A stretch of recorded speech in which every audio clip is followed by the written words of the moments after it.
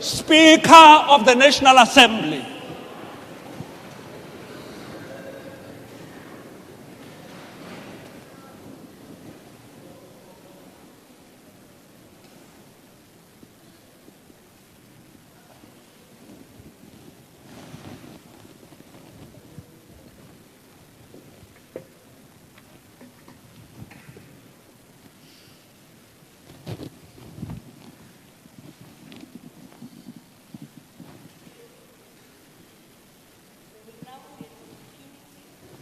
For silent prayer or meditation.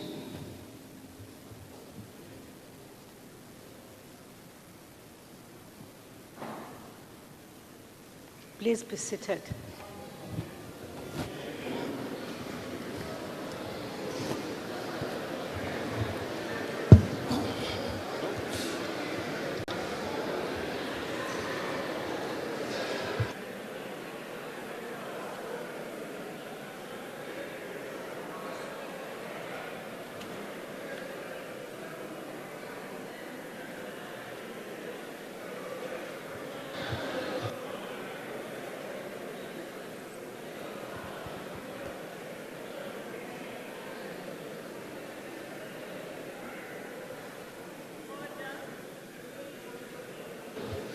Order, honorable members.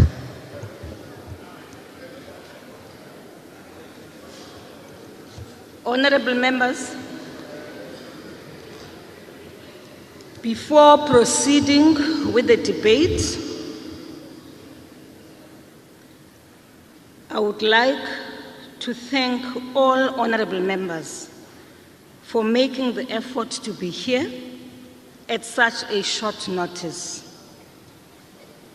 This is the second fully physical sitting of the National Assembly following the COVID-19 and the parliamentary fire which destroyed our chamber. The Secretary will now read the order of the day.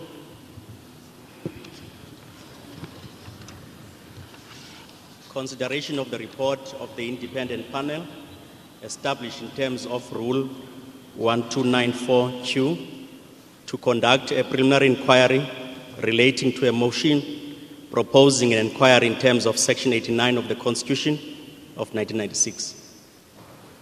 Honorable members, on the 22nd November 2018, the House adopted rules to provide for procedures to give effect to Section 89 of the Constitution.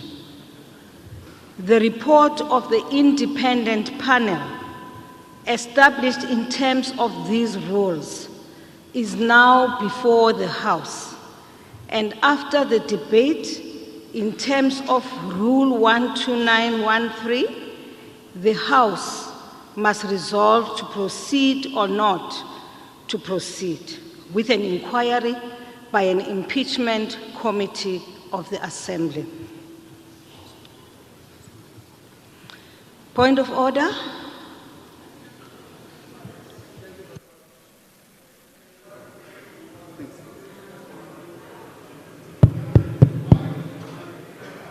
No, thank you very much, Speaker. I'm raising on a point of order to say that despite our repeated requests as different political parties that today's voting on the Section 89 panel report, that it must be conducted through a secret ballot.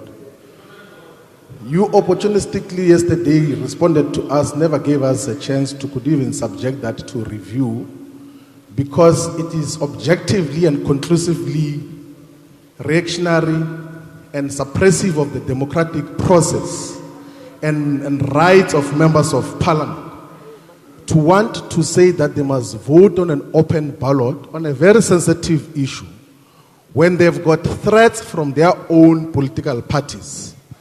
The Constitution, the Constitutional Court, has said that we've got an obligation as members of Parliament not to represent our parties, but to represent the people of South Africa without fear, without any form of intimidation.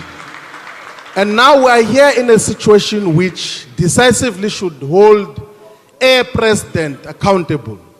And you have denied us of utilizing a secret ballot, which in this basis is the only rational way to conduct this particular process. There is no any other way to hold a president accountable, because these members of Parliament, Honorable member, majority of them are thank willing you. to then exercise their I've democratic right, understood but the you have issue denied you are us that raising. particular Thank you. opportunity. Take your It's seat. irrational what Order. you've done. Take your seat. Thank you. May you please take your seat. Honorable member, we are now at a point where the report is being tabled and there will be a debate, and maybe what you want to raise, you can raise it at that point. We are not at a point, honorable member, we are not at a point where we are voting or not for the report. We are not at that point.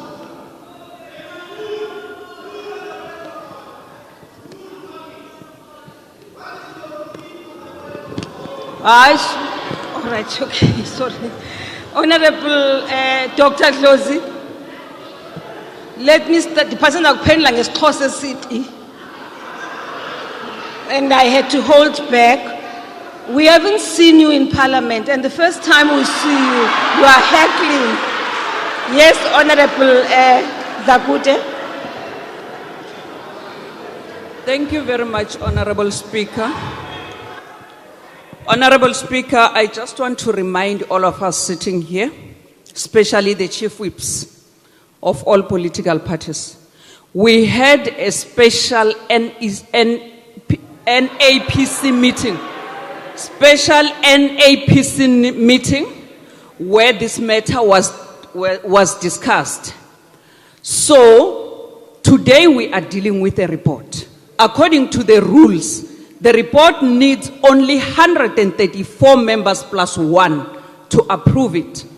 So we agreed in that special NAPC meeting that the method of voting that we are going to use today. So we cannot have people with afterthoughts come and try to derail the proceedings of this House. So the method of voting was agreed upon in the programming committee, which is a committee that takes decisions about the proceedings of the House. We are not going to change it today. Thanks. What is Doris says? Thank you, Honorable Member.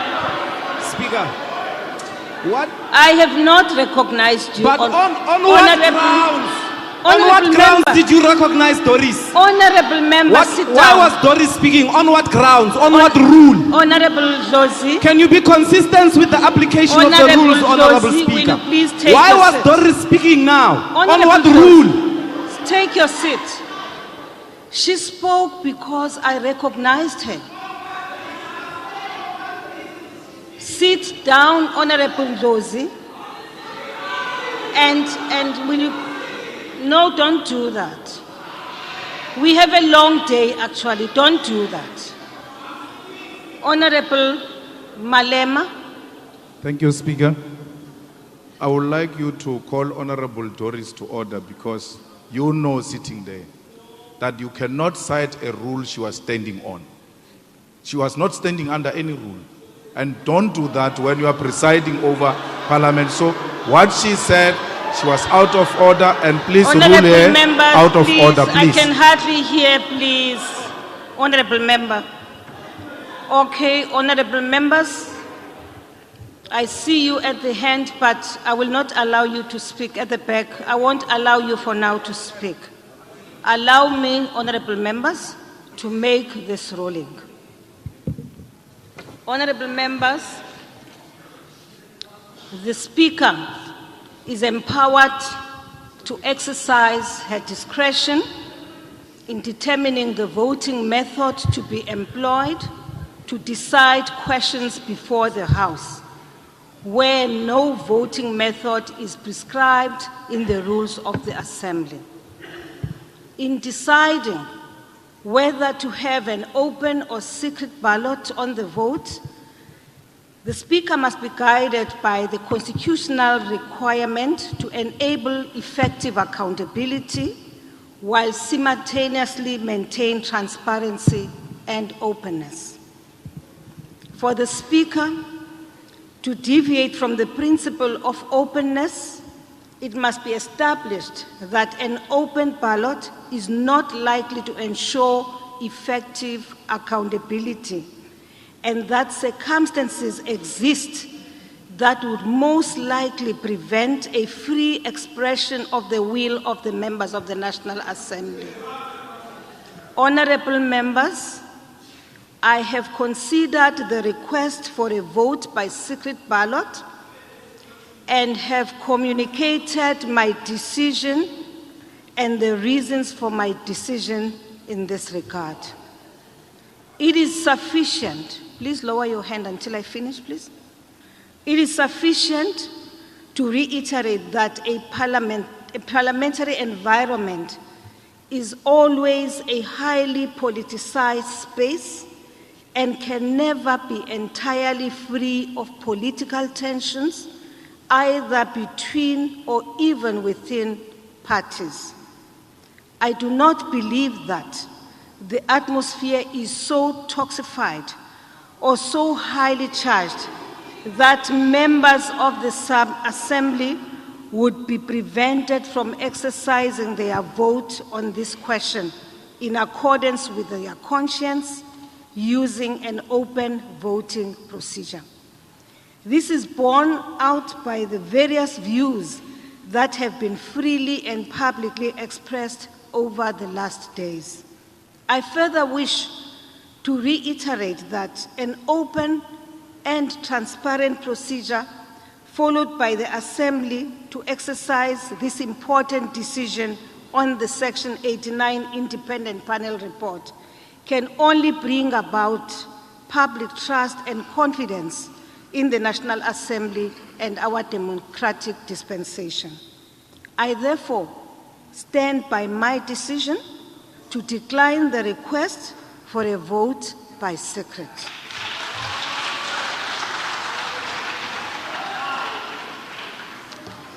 Honorable members, order. Yes, Honorable Shivambu.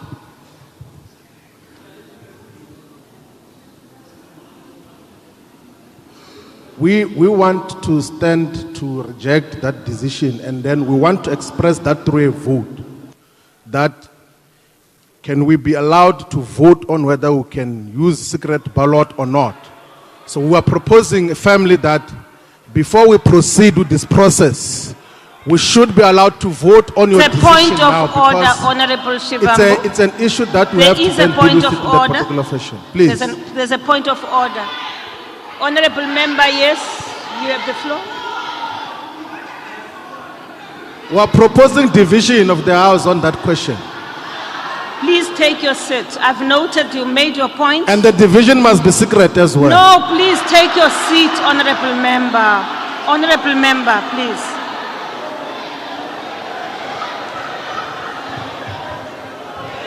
Honorable member. Honorable member, behind the mic here. Behind the podium. Yes, you may have the floor. Thank you. Thank you, Speaker. Honorable Peggy Hadebe, Rule 8, Sub-Rule 3 and Sub-Rule 2, read in conjunction with Rule 92, Sub-Rule 11. Speaker may make rulings and all members are obliged to comply with the rulings. The ruling of the Speaker cannot be questioned, challenged or questioned in this House. I so move. Thank you. Speaker. I thank you, Honorable Member. Speaker. Hold on, Honorable Members. Speaker, I've been raising my hand. I've not given. I've seen you and I noted you. Take a seat. Sit down. Take a seat. Honorable Zungula, take a seat. Don't shout. Take your seat. I Don't will give you an shout. opportunity. Don't Take shout. a seat. Take your seat. Do not shout. Take your seat. Do not shout. Honorable members, Honorable Malema, Honorable shouting actually, Honorable Malema, you are.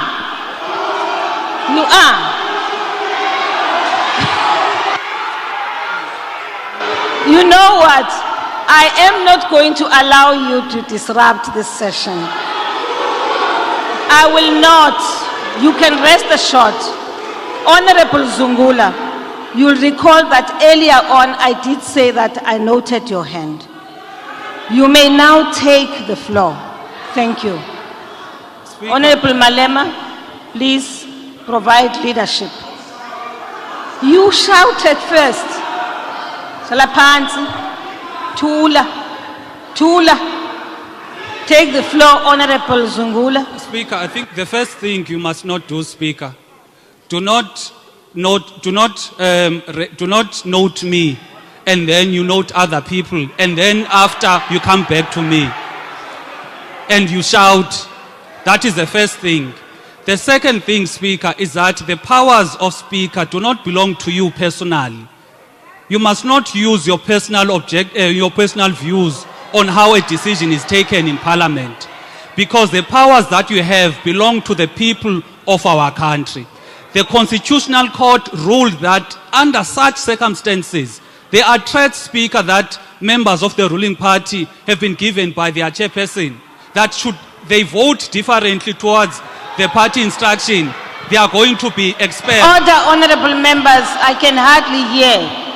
Honorable members, please allow me, I have to hear, I can't hear.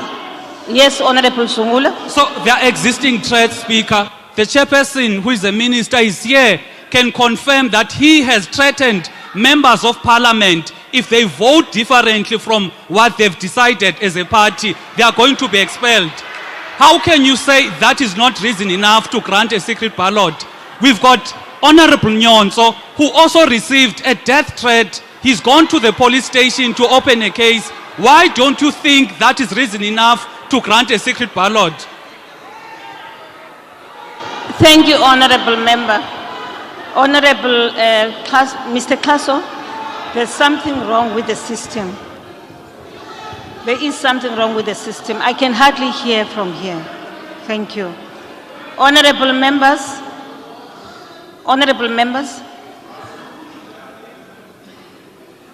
I have made a ruling, honorable members, and I propose that we proceed with the debate on this matter.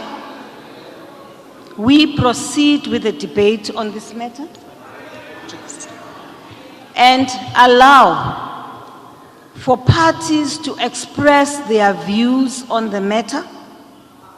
And once done, you then make the remarks which you had already uttered, Honorable Shivam.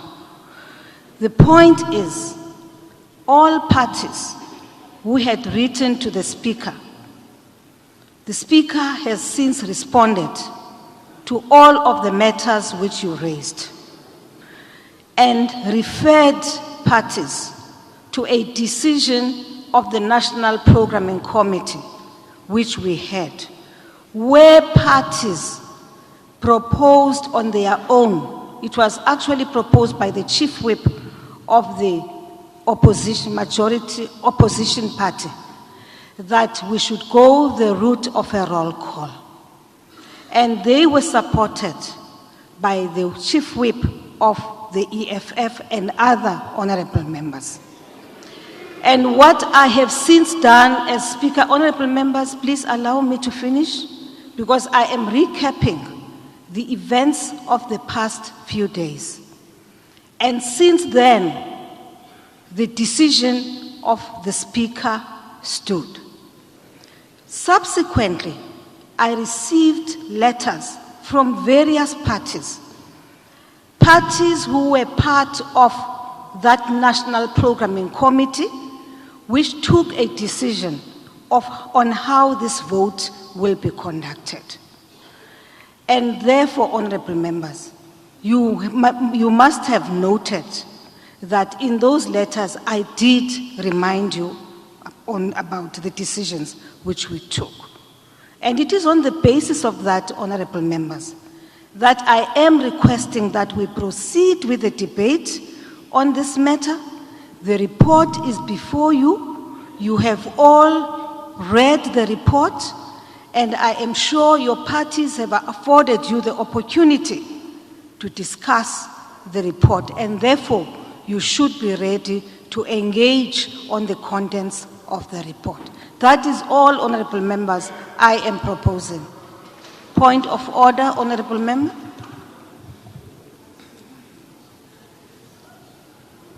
Thank you, Chair. There is a point that is being raised here, that by the time you wrote a letter rejecting a secret ballot, there was no death threat. There are members of parliament after your letter who received death threats, and a case has been opened. And you can't proceed as if there's not been this development between your letter and now. We understand the threat by this minister who swallowed the cameras of Busasa, who's threatening his own members.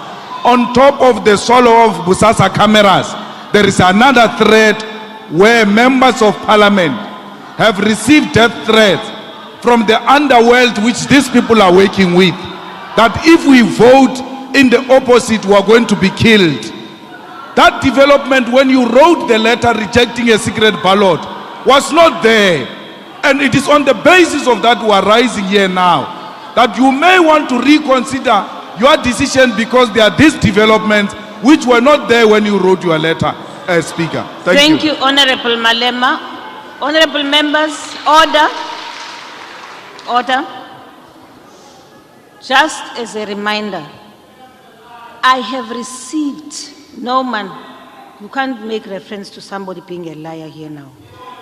Honorable members, in all the letters which I have received from political parties who are appealing the decision of the NCA, of the National Programming Committee, none of this information was contained in that report. Yes, correct. Now I am saying, honorable members, thank you.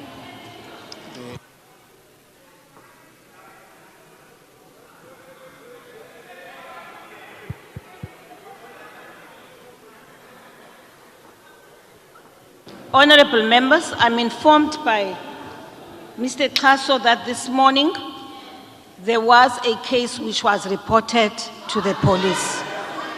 Honorable members, please, man, let's not be rowdy. Just listen. Allow me to finish. I have made a determination on the basis of your own submissions. I've also made a determination on the basis of the National Programming Committee meeting which we held last week, right? Now, and I did apply my mind to that. And I took a decision based on the submissions, but also based on the decision of the NAPC. And now, the police, I am informed by Mr. Kaso, are currently investigating that matter. So that matter right now is not a subject for discussion. What we are discussing is the report before us, honorable members. That is what we are seized with now. It is the report before us. Honorable, there was, did I recognize you? Okay. Yes, Honorable Mente.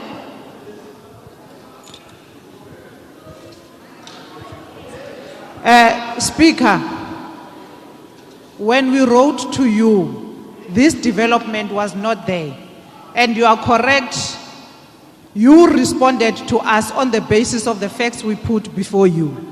Immediately after we have received your response, there was this development. Now, we are going to suggest that let's take 5 minutes, go and apply your mind and come back with a new ruling. People are going to die and you are going to have blood in your hands. Because when they vote against what the Minister of Minerals threatened about, they are going to be killed. And their blood is going to be in your hands. Honorable members, order, Honorable Ntlangwini, please. Honorable members, you have made reference to a statement made by the Honorable Minister of Minerals. I do not want to talk to a matter which has nothing to do with me. However, honorable members, I do not recall that in the statement there was a death threat to anyone. Can we correct that? Can we correct that? There was no death threat directed at any one of you and us by the chairperson. There may have been other things which he said, but I do not recall reading or hearing that the chairperson has threatened people with death. I do not recall that. That man you were referring to. Honorable Zungula.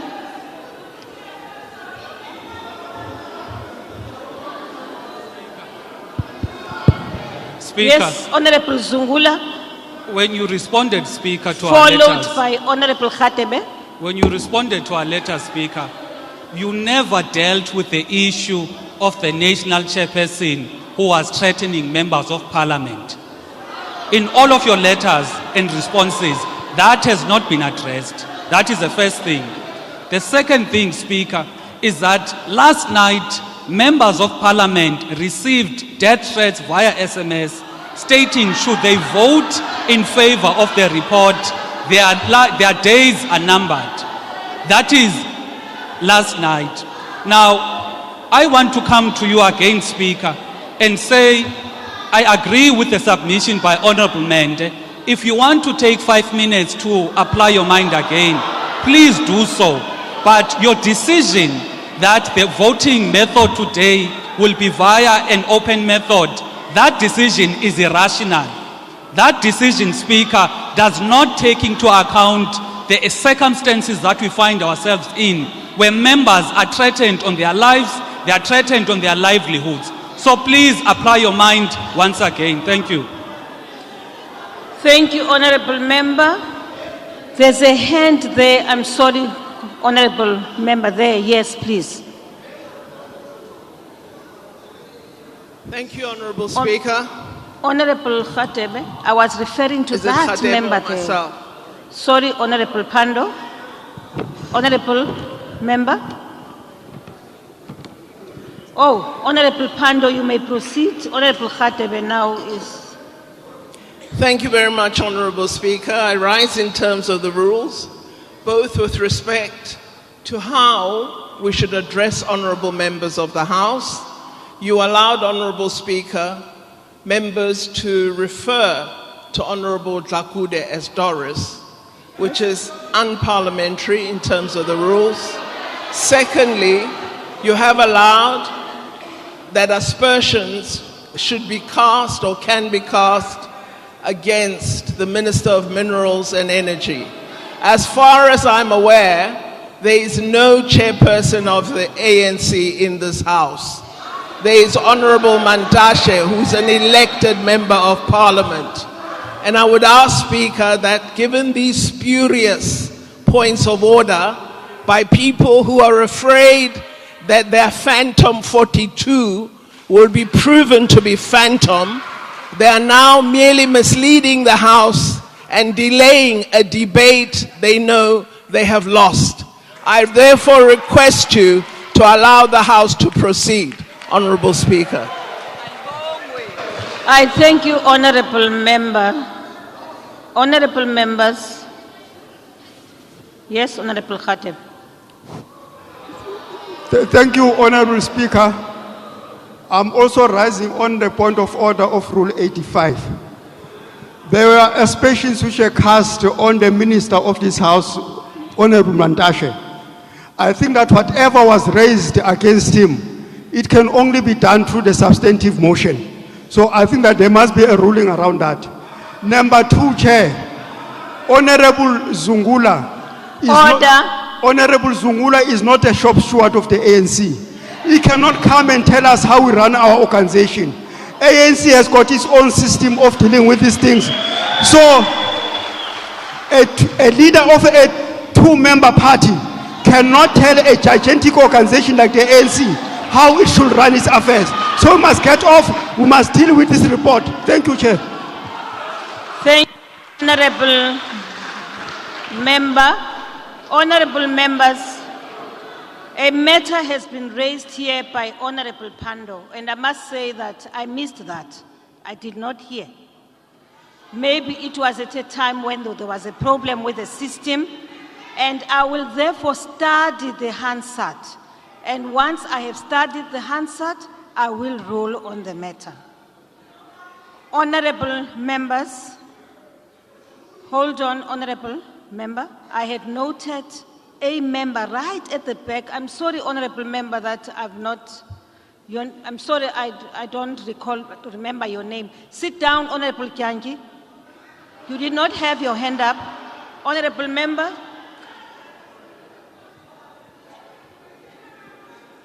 Thank you. Yes.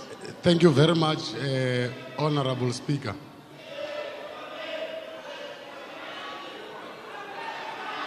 I rise in terms of Rule 92. Honorable Members, please order.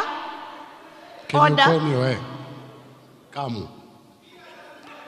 I rise in terms of Rule 92, subsection 3, that when a member rises to address this House, must mention the point in terms of the rules of the National Assembly upon which he rises. Now, there is a request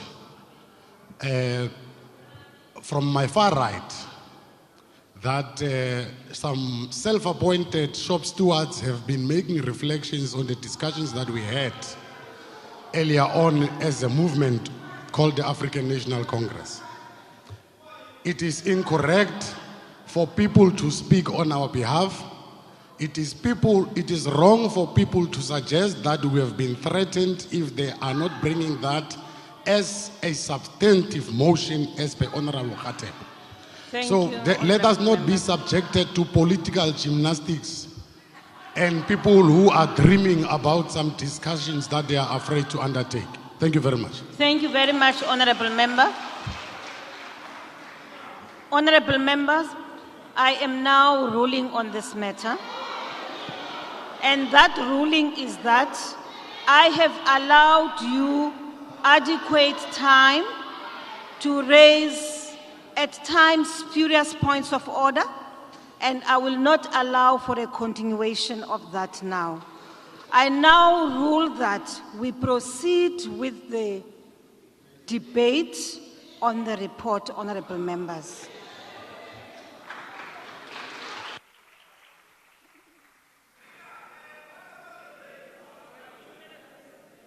Honorable Members,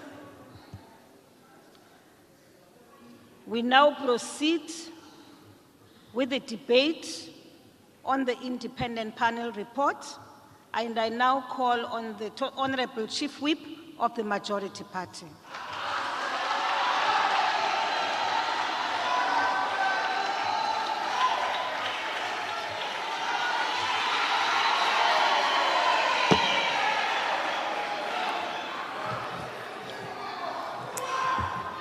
Somlomo obekekileyo.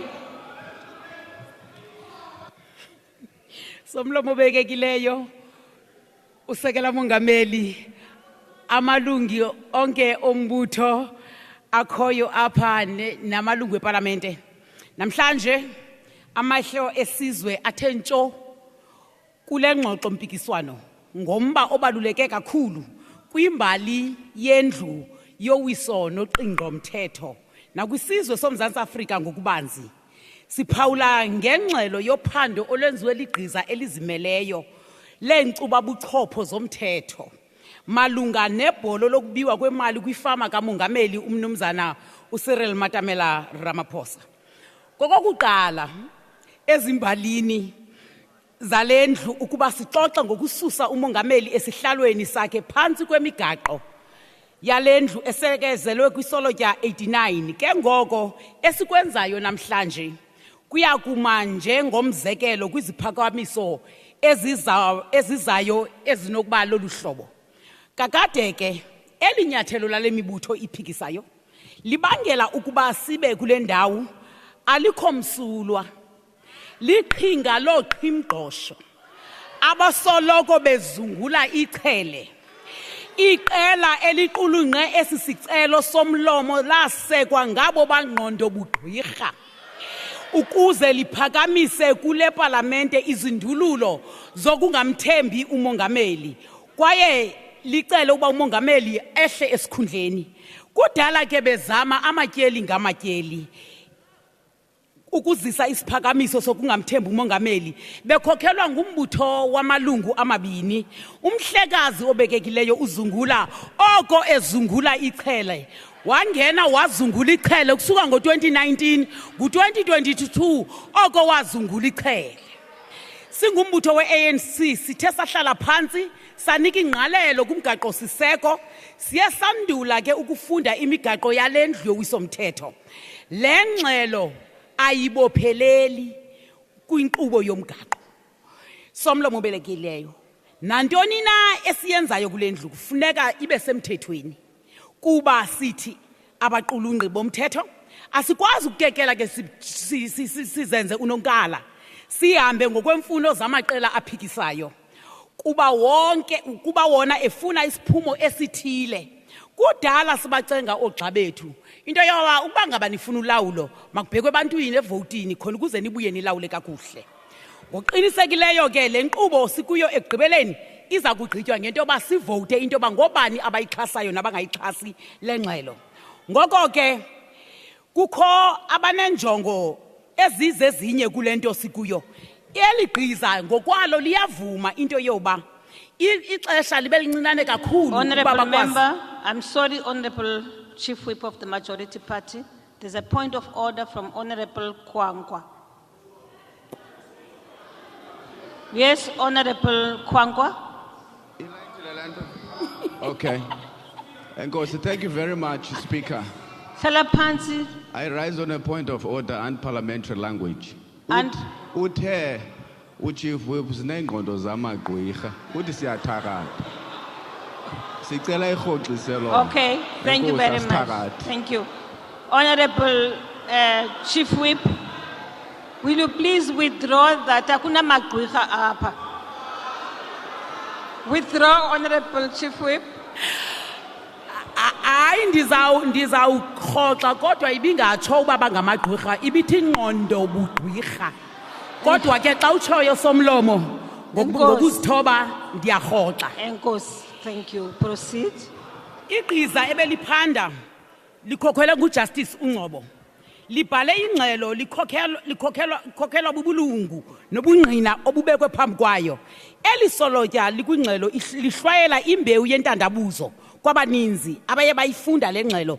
Baninzi ke ompondo sihlanjiwe bezomthetho abathe besakuyifunda le ngxela bakhwela bezehlela kwigqiza. Thina siyi-ANC siyayihlonipha indima ethathwe leli gqiza kwaye asinakuze sihlasele nakanye sithi bawenzile umsebenzi. Ithi loo nto thina balapha kule ndlu yoqingqo mthetho funeka siyebuyele siyolungisa ii-rules zethu ngoba zenze bangakwazi usebenza ngokugqibeleleyo. Somlomo obekekileyo nendlu leyo yowisomthetho. Igqiza elizimeleyo alikwazanga ukufikelela kwinqontsonqa yobungqina bokuchaza ukuba umongameli waphule mthetho mnina kwisinina. lithi igqiza libotshwe izandla ngu-section 129 kodwa amaqela aphikisayo athi masiqhubeke thoba umoya sisi siyokuzingela ubungqina ngethemba lokuba bungavela ngenye imini thina singumbutho wesizwe sithi kungxanyelwe phina nto zakuthi sitsho ukuba amaziko asibhozo ayaphanda masivumele lamaziko aphande aqoshelise kuphanda amapolisa kuphanda uvimba womzantsi Afrika kuphanda iNPA kuphanda umkhuseli woluntu masibalinde baphande baqoshelise hleze ke emva kuba beqoshelisile singabuya size apha kulendlu sizothetha into yimbi okwangoku asinazo iinkcukacha ezaneleyo somlomo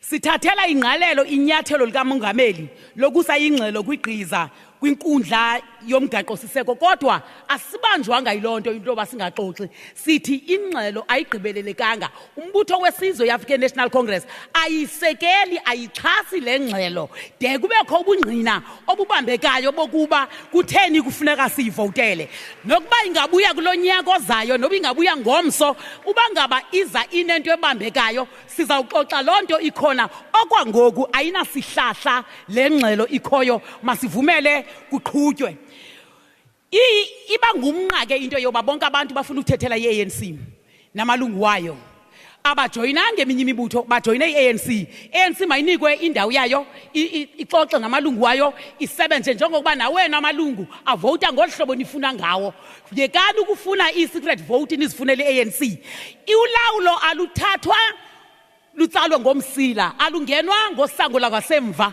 ubheka pha ujongane nevote uze abantu bakubeke sithi ke okwangoku asixhasi lengxelo siyi-African National Congress sithi makuzobunye ubungqina esinokwazi ubuxhasa manibulele kakhulu somlomo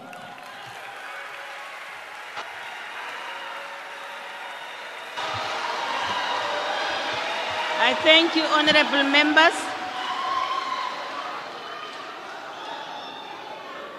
I thank you, honorable member. The next on the floor will be the honorable, the leader of the opposition.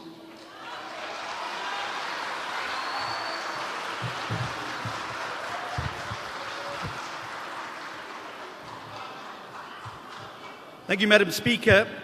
11 days ago, Mr. President, you were ready to quit. Your mind was made up, the speech was written, and you had resigned yourself to resign. And this wasn't some noble sacrifice to your country.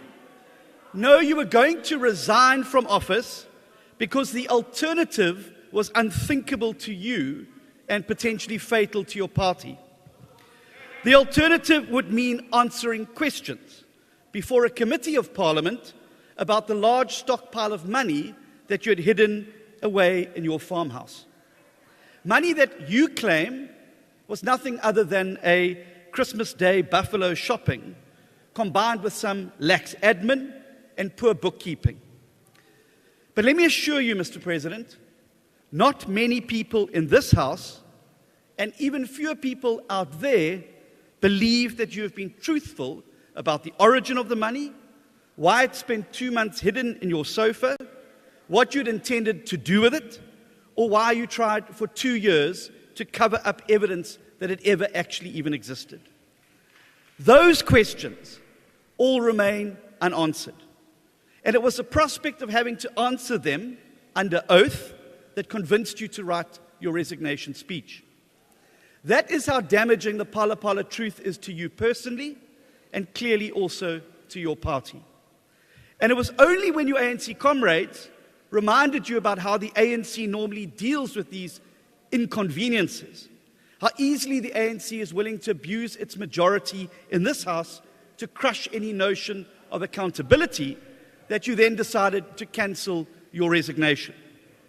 Satisfied that the protection of your caucus would make the questions simply go away, you decided then to step back into the ring.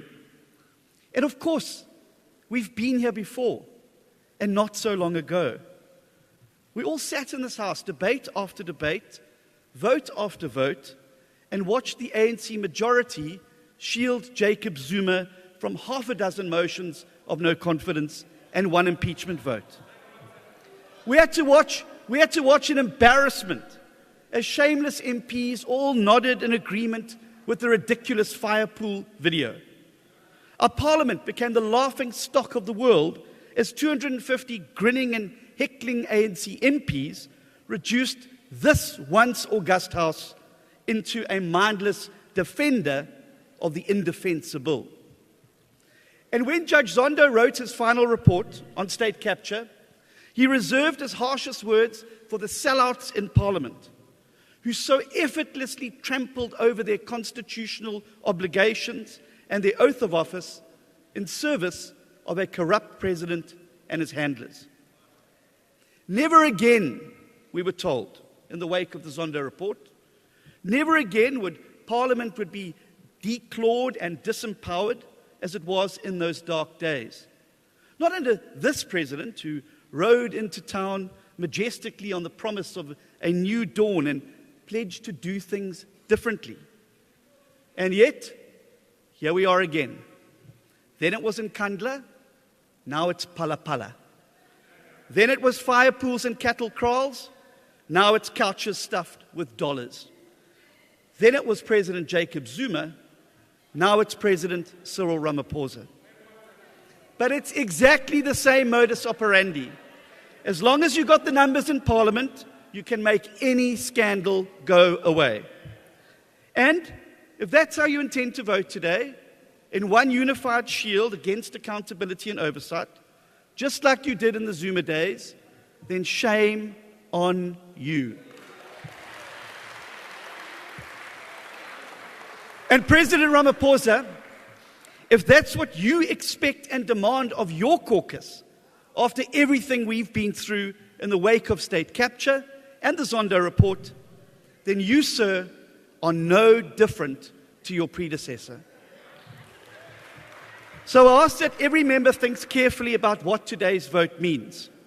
We're not voting to find a president innocent or guilty. We're not weighing up evidence to reach a verdict. That will only happen later. Today is about letting due process take its course. It's about acknowledging, as the authors of the report did, that there are big questions that remain unanswered, and that it can only be solved by an inquiry undertaken by this House. And that is the test before us today. Have we learnt anything from the past, or are we prepared to once again break our Parliament in defense of a leader who doesn't want to be accountable? Our country cannot afford the turmoil that will come with the president fighting for his political life and his skin. We don't have the luxury of time, and we're in trouble. We have an electricity crisis. We have a crime crisis with our citizens under daily attack.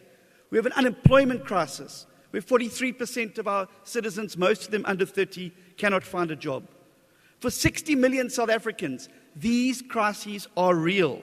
And we need a president with both hands on the wheel, both eyes on the road, and a head in the game. And so, honourable members, you do have a choice today. And the world is watching your decision. So I ask every member in the House today, remember your oath of office. Remember who you're meant to serve. And then vote in favour of adopting this report. Thank you. I thank you, Honourable Member. The next speaker is the Honourable J.S. Malema. Thank you very much, Speaker. Mr. President, we must begin by expressing our deepest disappointment in you as an individual who has been celebrated as one of the architects of the Constitution of South Africa.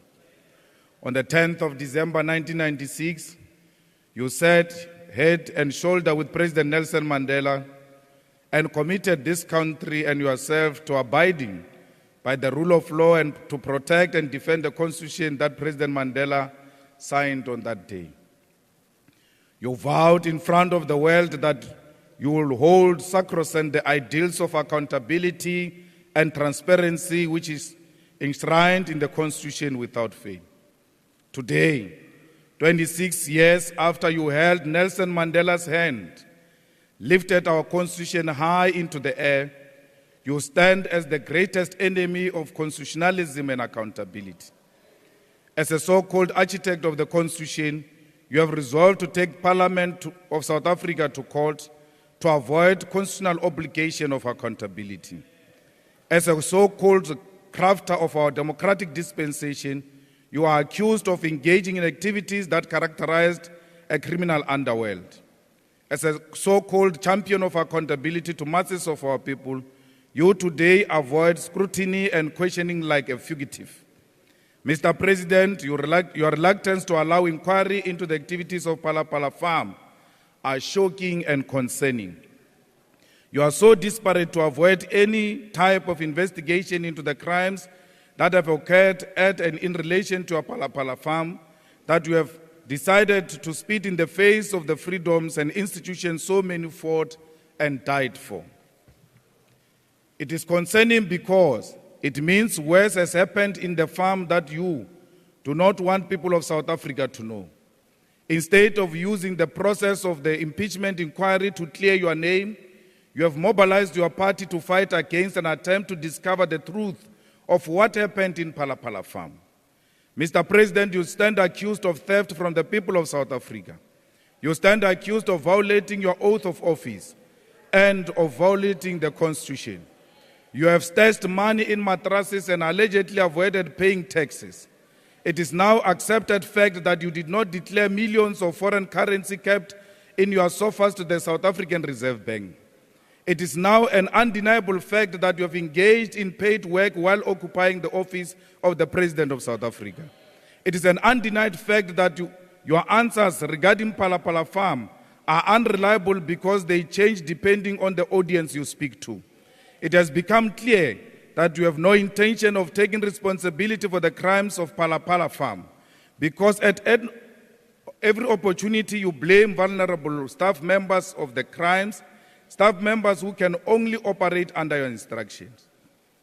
If you are not blaming staff, you are compromising investigative institutions and casting aspersion on those who make damning findings. You have degenerated and you are clinching to power under the instruction of a faction that is desperate to control the levers of state power at the expense of the people of this country. Mr. President, I want to remind you that I warned you of surrounding yourself with yes men and women who will ill-advise you in the interest of their stomach. I warned you that you should not allow factionalism to dictate the decision you take when it comes to South Africa. I warned you that the Ruperts and the Oppenheimers will not be there to defend you when we ask you to account for decisions you implement on their behalf. I warned you of how patronizing factions can be because they will never tell you the truth. Now you have decided to take your very own parliament to court because you have allowed factions to guide your decision-making instead of your integrity and conscience. You have engaged in questionable activities such as alleged laundering of money, the abduction of suspects of crime, the misuse of state resources because the Ruperts and the Oppenheimers made you feel like you are untouchable. Today, we are touching you because you are not in the pockets of your faction or your handlers. We are touching you because we knew that white monopoly capital will use you and toss you aside. Mr. President, you should be ashamed that you have become the enemy of what so long defined your legacy. Mr. Cyril Ramaphosa, we declare without fear of contradiction that you are an enemy of the Constitution of South Africa. From today, you will be treated like a real constitutional delinquent. No amount of numbers can intimidate us into silence. We have done this before, we will do it again. What if the President of South Africa is a spy? What if the spy is paid in foreign currencies? Why are the members of the ruling party not concerned to want to find the truth if their president is not in the pockets of foreign agents? What have you become so much that you are scared to hold one individual accountable in defense of our Constitution? As we sit here today, you have an opportunity to choose an individual over the Constitution of South Africa, to choose thuggerism over accountability. But all of you must know that history will judge you harshly. It is this man who held the hand of Nelson Mandela and said the Constitution of South Africa is above all of us. Today is the same man who's peeing on the Constitution of South Africa. Thank you. I thank you, Honorable. I thank you, Honorable Member. I now invite Honorable, there's a point of order, yes?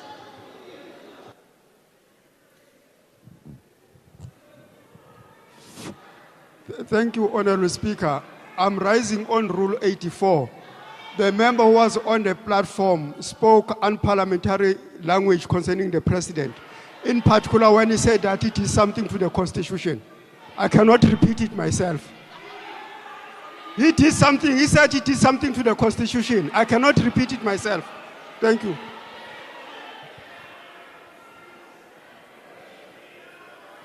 Uthini?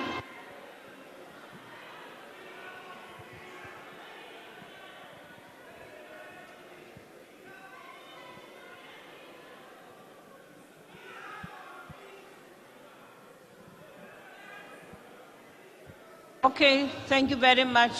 Honorable members, please allow me to caution you on your language as you debate.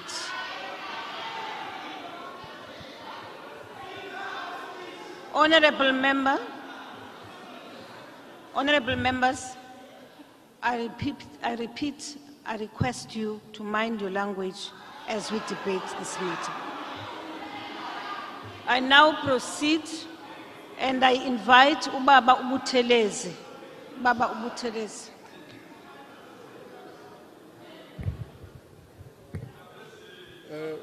Honorable Speaker, on the 15th of February 2018, our newly appointed president stood before us and declared that a wonderful new dawn had arrived. He instructed, and I quote, that we should put behind us the era of diminishing trust in the public and institutions and weakened confidence in our country's leaders.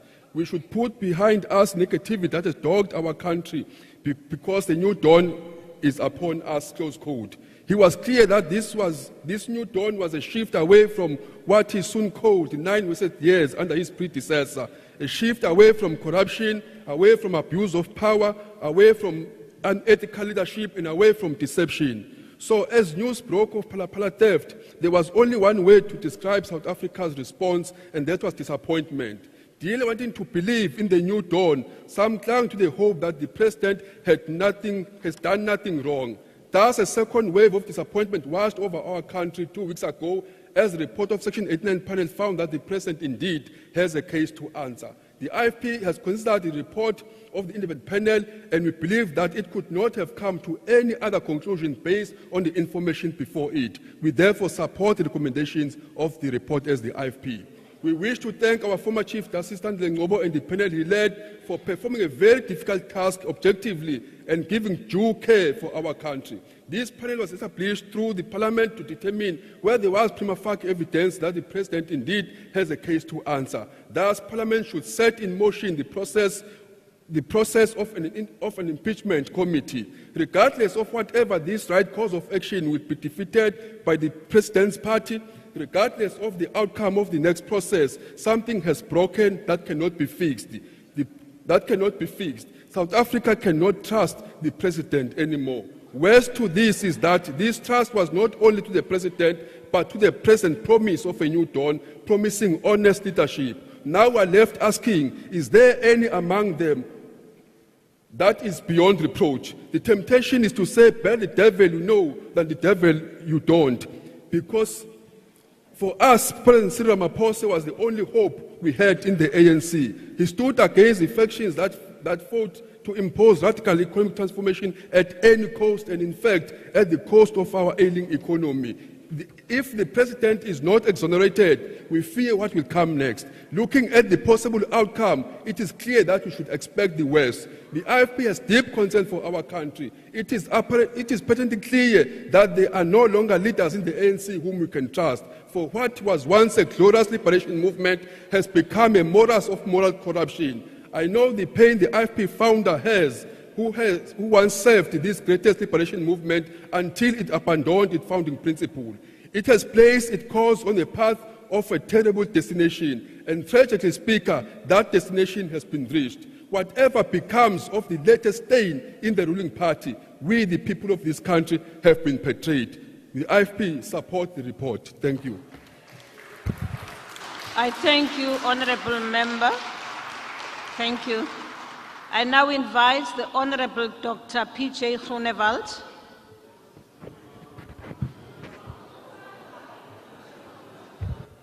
Geachte Speaker, on the 9th of June this year, we had a debate on the Phala Phala issue in this House.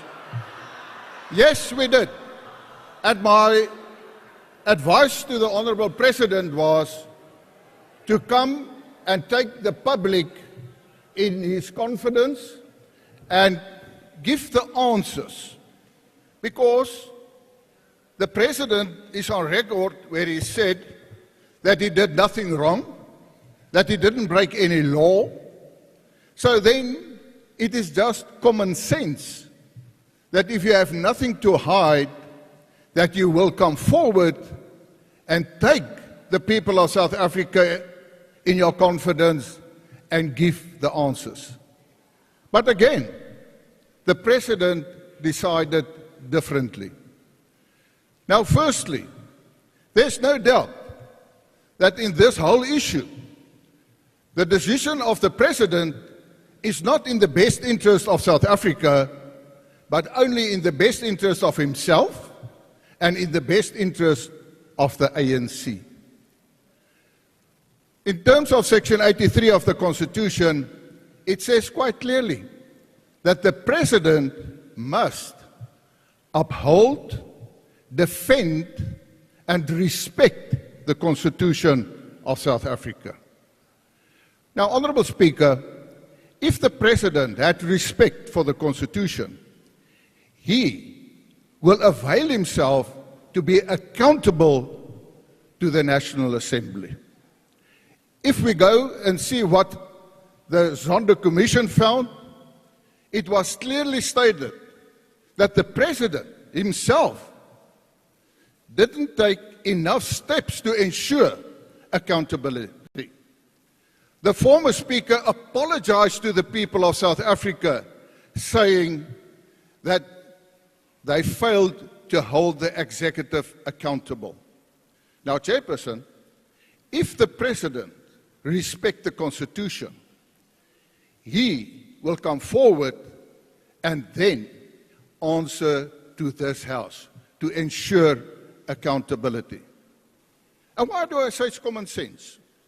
Yes, you can go to all the courts, you can go to the Constitutional Court, but it is a fact that the President himself said that there was foreign money at his farm.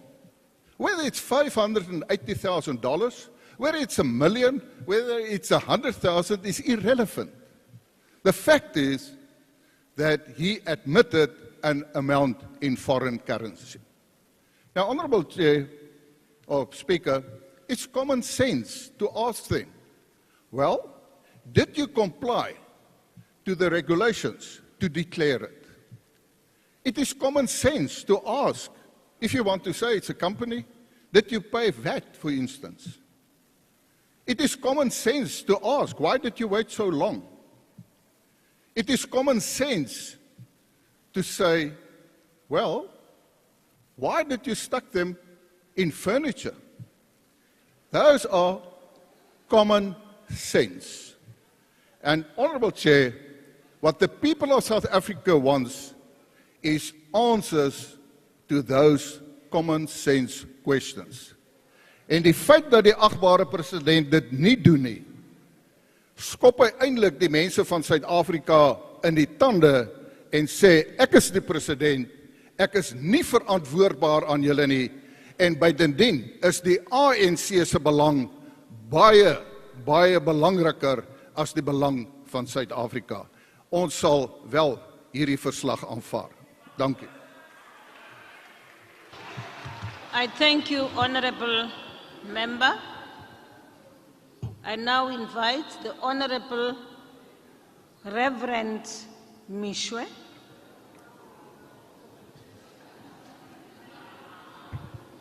Thank you, Honorable Speaker. I stand here on behalf of the ACDP to support the report of the Section 89 Independent Panel and its recommendations. On the 9th of December 2022, I wrote a letter to the Speaker of the National Assembly requesting her to review her decision to apply an open voting procedure for today's crucial consideration of the panel's report. On the 11th of December, the ACDP's Deputy President, Honorable Wayne Thring, again petitioned the Speaker to allow members a secret ballot for this debate. Both requests were declined. Honorable Thring's petition to the Speaker was made after an article appeared in the Sunday World on the 11th of December, in which Honorable Mantashe was reported to have told ANC members to, and I quote, toe the line or leave the ANC, close quote. And the ACDP believes this reported threat by the ANC's chairperson will prevent ANC MPs, in particular, from holding the executive to account and upholding their oath to, and again I quote, perform my functions as a member of the National Assembly to the best of my ability, close quote. It is disappointing, Speaker, that a request for a secret ballot for today's debate was not granted because evidence suggests that some members of the ANC supported the panel's report but were strong-armed into voting their conscience for fear of losing their jobs. Speaker, even if the ANC bullies their members into voting against this report, the matter will not end here. The ACDP believes that President Ramaphosa has a case to answer. He is yet to tell this House how millions of dollars came to be at his Phala Phala farm and why he did not declare them to SARS, the Reserve Bank, and other financial regulatory bodies as required by law. He must still explain why the theft of that money was not reported to the police, and he must shed some light on who the Sudanese businessman, Mr. Mustafa Mohammed Ibrahim Hazim is. Is it true that Mr. Hazim carried the sum of US dollars to the value of 580,000 in cash to the president's farm? And if so, was that forex declared at immigration when he entered South Africa? The ACDP calls on President Ramaphosa to stop being evasive and be honest with the people of South Africa by answering the many unanswered questions. We further call on all members of this House, particularly the ANC members, to vote today for accountability, transparency, and according to their conscience, without fear or favor. Thank you. I thank you, Honorable Member. I now invite Honorable Olomisa. Honorable ANC Speaker, Deputy President and members. Honorable General. Okay. Tata Mama. Okay, I'm not an ANC speaker. Are you a member of ANC? I am a member, yes, you are right. All right. But I am not a speaker of the ANC. Stop. I am your speaker, by the way.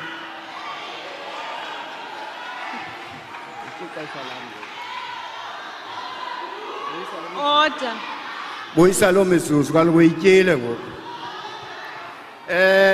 The United Democratic Movement supports the Section 89 parliamentary inquiry.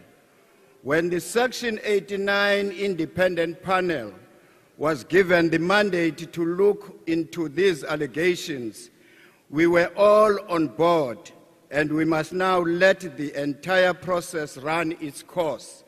We make this point mindful of the fact that the panel, by its nature, did not have the capacity to call for witnesses.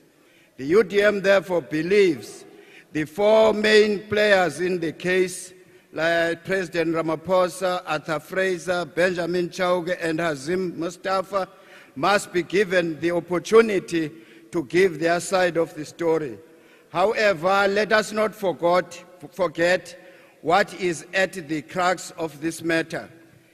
The fact that there was a large amount of foreign currency hidden in President's furniture and how this cash crossed the country's borders. You will recall that the UDM made a submission to the panel detailing how Mr. Chauke, an advisor to the President, flew in and out of the country to facilitate the movement of illegal funds. It is not sufficient explanation and defense for Hazim Mustafa to purport to have declared $600,000 US to customs, which falls under SARS. The South African Reserve Bank would need to have first duly approved the inflow of that amount of US dollars and require such to have been banked in any SARB licensed forex dealers and agents. In conclusion,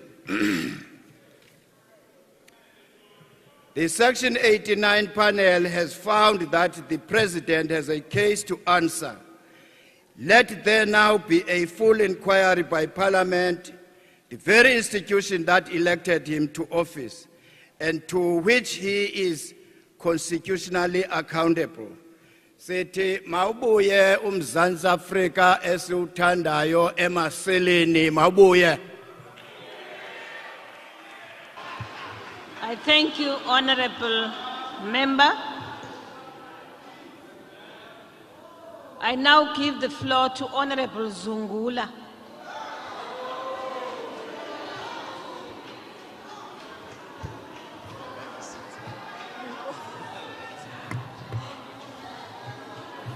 Mandibulele Speaker. I thought uzonikeza ixesha elininzi kodwa masiqhube. Speaker, this is a watershed moment in our Parliament. Parliament today will either affirm that no one is above the law or some people are above the law. It would be a travesty of justice if Parliament takes a resolution that the President should not be given an opportunity to clear his name with such serious allegations hanging over his head. It is only Parliament that is empowered to investigate the constitutional breaches and acts of misconduct of the President. The Parliament cannot be told to wait for the investigations of the Hawks, NPA, Reserve Bank and SARS. The heads of these institutions are all appointed by the President. It is only Parliament that is not at the mercy of the President, as our stay here is dependent on the people who elected us to hold the executive accountable. The independent panel report merely states there may be violations to the Constitution. The impeachment committee may agree with the submissions of the President, and the case will be closed, unless, of course, the President has got something to hide. The only rational resolution Parliament can take is to have the impeachment committee. So all of the things the President is raising in a wrong forum, which is the Constitutional Court, can be dealt with here in Parliament. The Parliament commissioned a panel of experts. These experts concluded that Parliament may investigate the matter further. How can Parliament reject a report from a panel it mandated to look into the matter? A rejection of the report means Parliament is violating its constitutional mandate of oversight and accountability. Parliament can't shield the President who is elected to take Parliament and MPs to court for doing what the Constitution requires of us. The President is attempting to escape accountability by prematurely taking a non-binding report to court.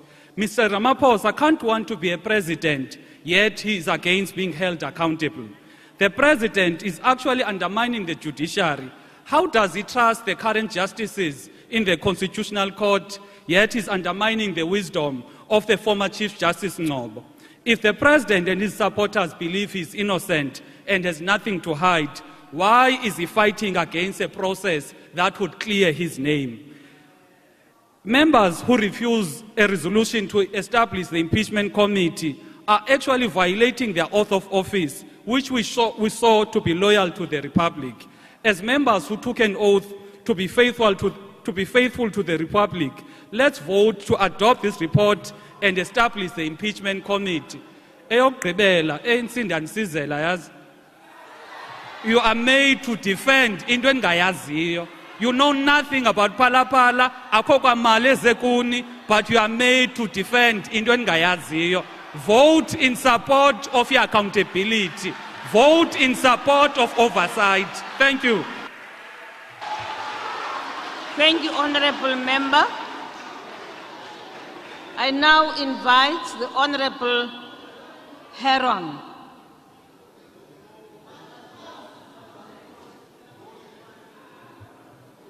Thank you, Madam Speaker. Madam Speaker, today the National Assembly finds itself at a crossroads. It's an opportunity to break away from the culture of impunity that has eroded this House over recent decades and show that Parliament can indeed perform its job in holding the executive to account. Or it could fall again into its old habits. If Parliament were today to bring an abrupt end to this impeachment process, it would fly in the face of everything that this administration has preached of renewal and constitutionalism. South Africa needs leaders who are morally, ethically, and legally unimpeachable. No person is above the law, and the rules adopted to give effect to Section 89 of the Constitution must take their course. That being said, good respects the right of the President to take the independent panel's report on review. Indeed, we share the President's reservations that there are various potential legal irregularities in the panel's work and the report it has produced. To impeach a president, a sitting president, is an extraordinary constitutional act with significant social, political, and economic consequences. It requires a flawless legal process, unswayed by populism, opportunism, or party factional interests. It would be unfair and unreasonable to haul a sitting president before an impeachment committee while these legal questions remain unanswered. And this constitutional process would benefit from clear precedents set by the Constitutional Court on the legal questions raised. The situation is therefore a complex one, but the solution, Madam Speaker, is simple. Parliament should today resolve, in principle, that the Section 89 process must proceed, but the commencement of the impeachment committee should be deferred pending the outcome of the President's review. If the President's review fails, the impeachment committee process must proceed. If his review is upheld, the need for an impeachment committee falls away. Based on the report that we have in front of us today, it would be wholly irrational of the National Assembly to vote to kill off the impeachment process until such time as it has been set aside by a competent court. Equally, it would be irrational of Parliament to proceed to stage 2 of the Section 89 process before finality is reached on the outcomes in stage 1. Good will today move for a resolution that achieves this sensible balance. Two binary options are neither sensible, practical, nor potentially are lawful. Thank you. I thank you, Honorable Member. Honorable Imam, Honorable Sheikh Imam. Thank you, Honorable Speaker. Honorable Speaker, what we have is the panel report. And I think what is not in question is that the President has a case to answer. Now, I don't think we can actually doubt that. However, we at the same time cannot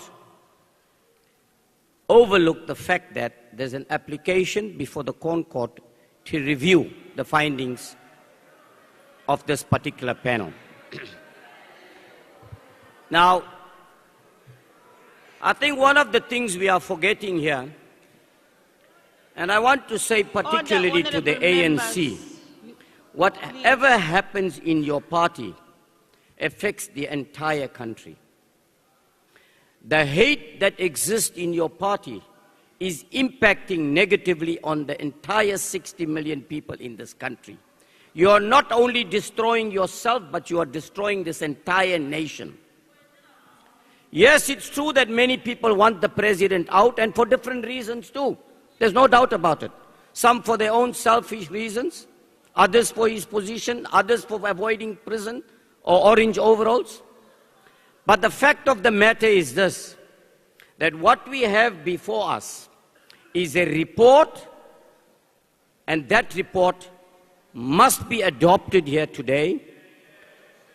What we will not agree with, however, I want to reiterate, is the impeachment process until that review application is finalized before a court of law.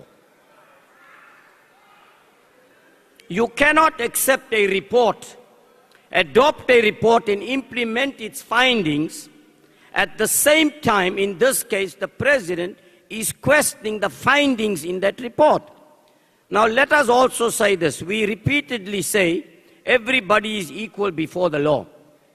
So let us also treat the President equally. It's his constitutional right to take the matter on review, whether we like it or not. And I know it's not going to satisfy all of us. But unfortunately, according to the Constitution, that is the right and prerogative of the President in this particular case to take this on review. And that is what he is doing. What we believe is happening today, this could have been delayed pending the outcome of that review. All that is happening today, we are wasting millions of rands, and that is where it's eventually going to go to. If we adopt this report and insist we want to implement the findings, all that is going to happen, the President will go to court and interdict this proceedings, and it will come to a standstill. So while we will support the adoption of this report, we don't believe that this process should continue until the review application is finalized before a court of law. I thank you. Thank you, Honorable Sheikh. The Honorable the Minister of Justice and Correctional Services. Thank you very much, Honorable Speaker. We are here to debate the contents of the report and not to character assassinate the individuals who compiled the report. We will differ with them with respect. The President has exercised his rights to take the report on review. The opposition parties that are criticizing him for going to court, they go to court daily in this parliament on parliamentary matters. The President, like any South African, has a right to exercise his rights. The opposition, they must also respect that right. Accountability in this House means that we must be able to debate the report. And this is the founding of the Nkandla matter, the economic freedom fighters versus the President of the Republic. It did not say that we must not scrutinize the report. The report says that we must debate, we must engage, and decide whether we are adopting or we are rejecting the report. And that is what we are doing here as Parliament. We are holding the President accountable through this debate. It is not true that by rejecting the report, we are not holding the President accountable. The debate itself is that process of accountability. And that's the reason it was envisaged in terms of the rules that we will either reject or adopt. Even the judgment in Nkandla said that the Parliament will then debate, consider, deliberate, reject, or accept the report. That is what we are going to do. As the ANC, we do not agree with the adoption of the report for the following reasons that I'm going to state. If my colleagues on the left can be patient, I will come with them very slowly. In terms of the rules of Parliament, in terms of these rules that Parliament has adopted, in terms of 129 GB, we can only commence the impeachment process if sufficient evidence exists. Does sufficient evidence exist? In paragraph 80 of the report itself, the panel says it did not have sufficient evidence.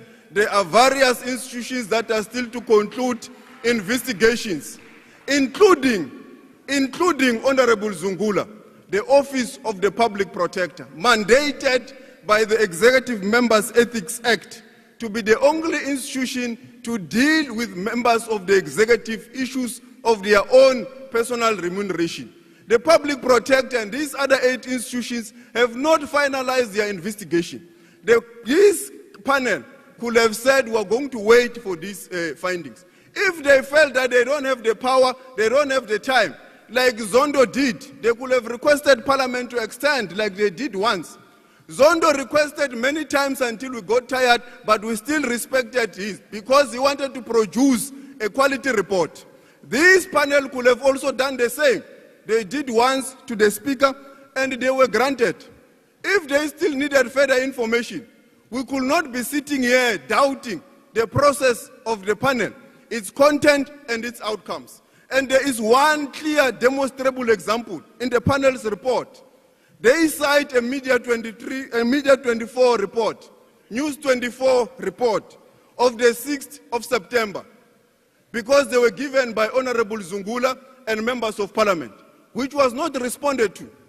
And they say this Mr. Hazin does not exist and it's not clear how the money came into the country. On the 8th of September, News 24 published a report confirming the existence of the same person. But the panel says because of the rules, they had to ignore what is in the public domain. The report of the panel still says they doubt if this person exists. But on the 8th of September, before the report was released, News 24 confirmed this person exists. They confirmed that there was this process that was undertaken. And very recently, Sky News, just by the scratching of the surface, confirmed the existence of this person. How do we then adopt this report that did not conclude to get sufficient evidence to start the process to impeach a sitting president? The panel's report has set the bar too low to impeach a sitting president.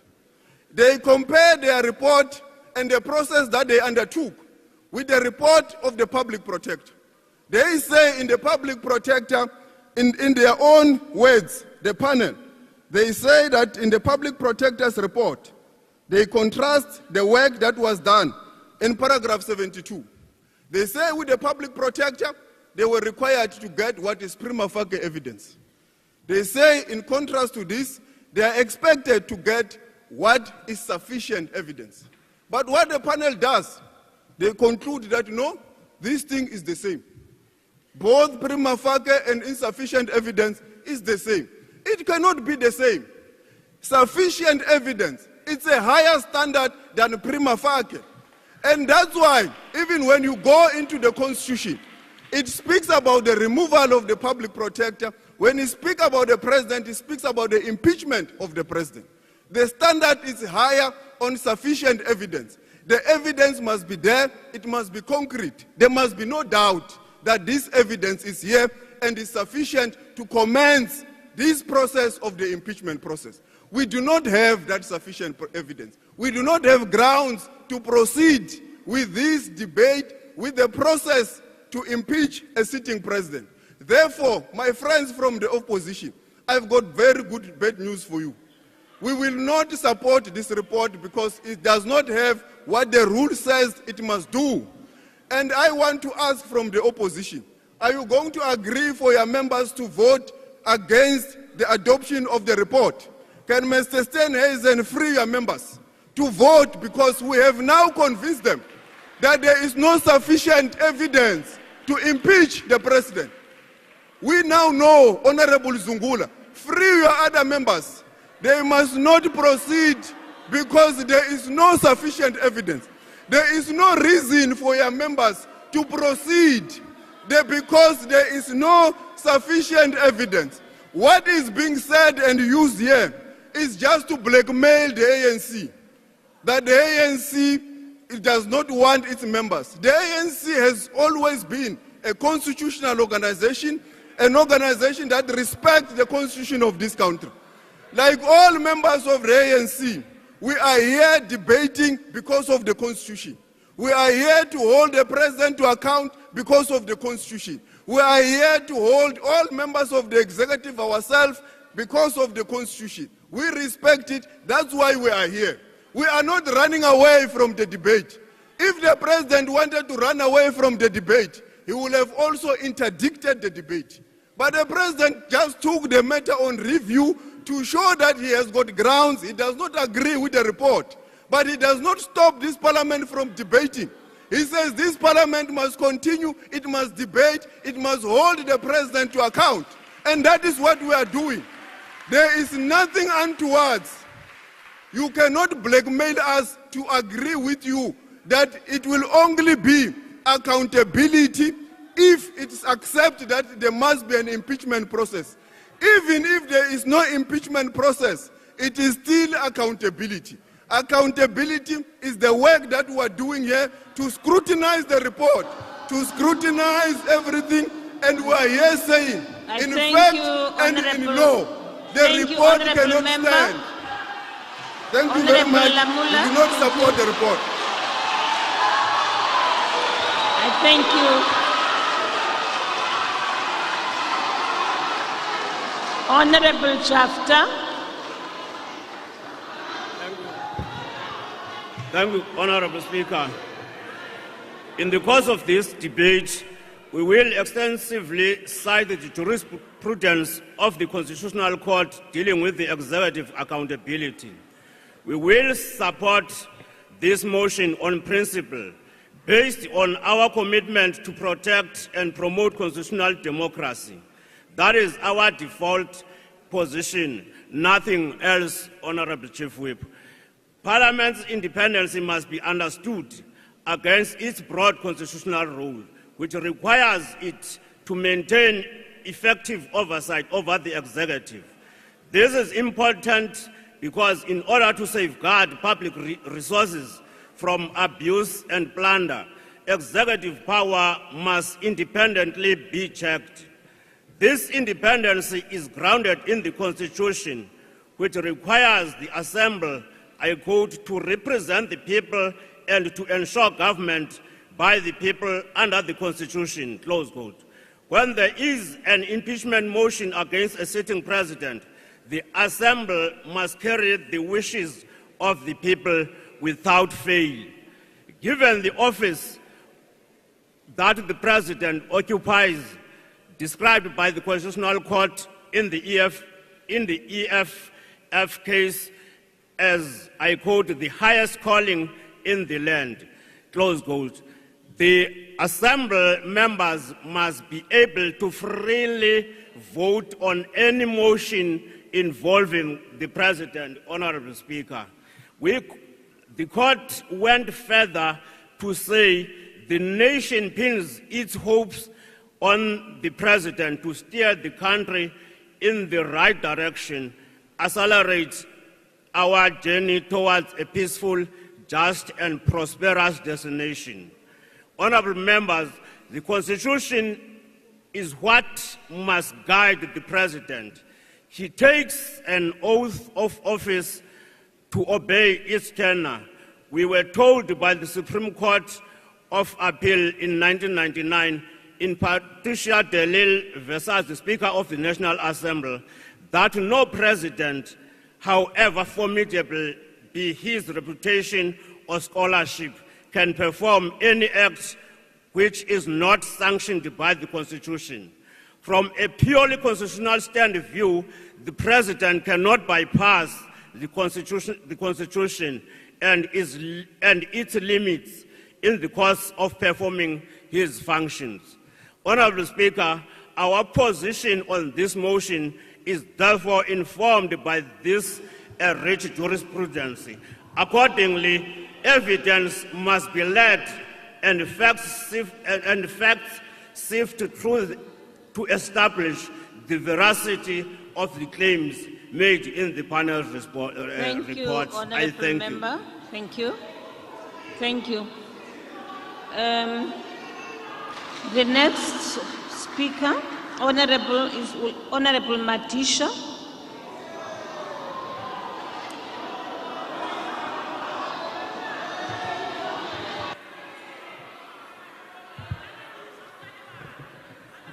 Honorable Speaker, thank you very much. The panel's mandate was to, in quote, determine whether there is a basis to initiate impeachment proceedings against the president, unquote. Now, in its report, the panel says there is no basis.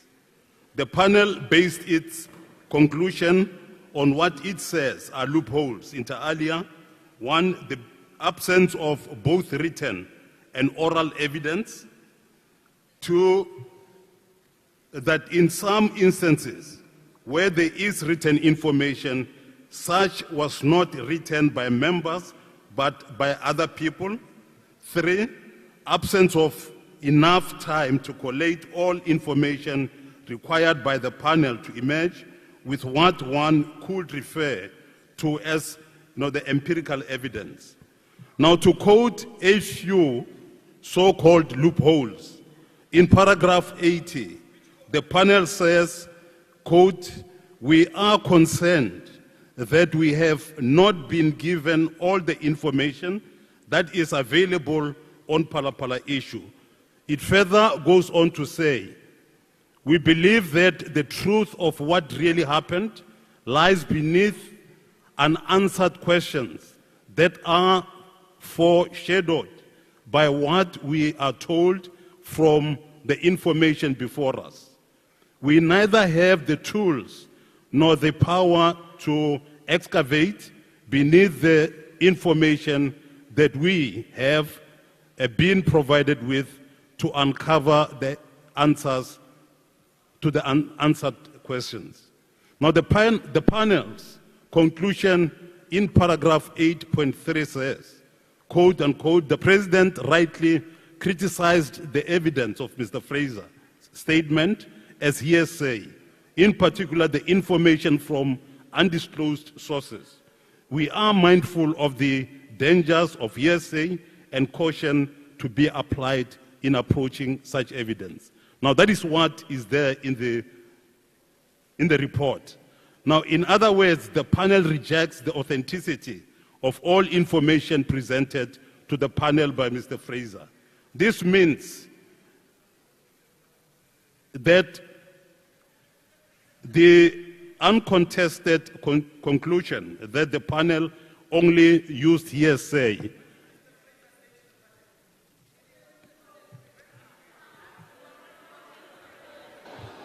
there is a problem here. Please. Okay. Order. Now, I must say that it is unfortunate that the panel failed to ascertain whether Rules 3.1 of Members' Ethics Act, 34.1 of PRICA, which could have without doubt given the panel the differences between the common law criminal offenses like theft, housebreaking versus corruption by president. The panel failed to respond to that question. The panel depended on the media, and I think that has been reported. I propose that we apply both legal and ethical routes so that we can depend on expertise and independence. Parliament must make sure that we are able to go there so that that which we arrive at and with is something that can be able to be taken forward. Thank you very much. Thank you, Honorable Member. I now invite the Honorable Nyoto to take the floor.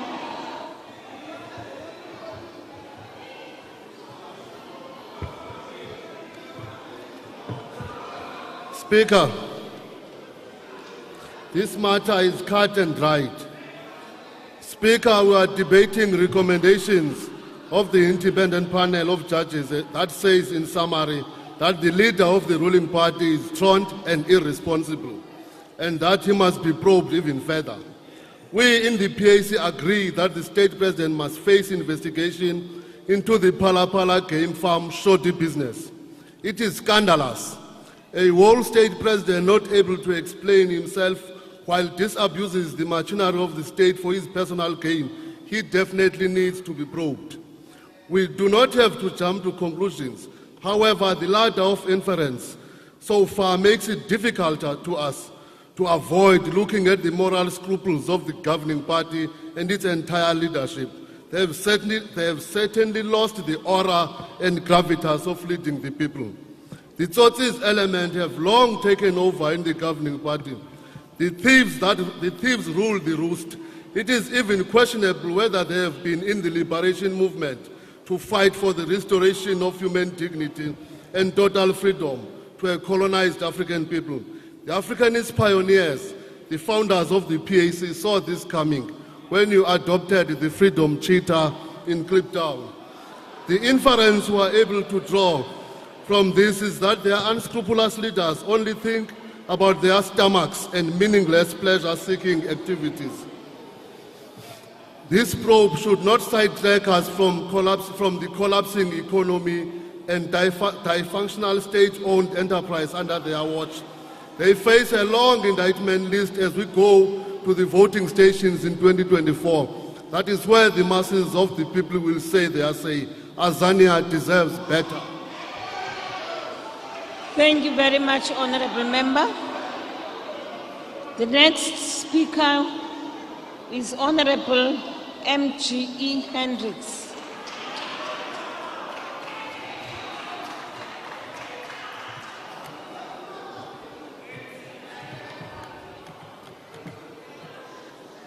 I just want to say that the ANC is Al-Jamaa light.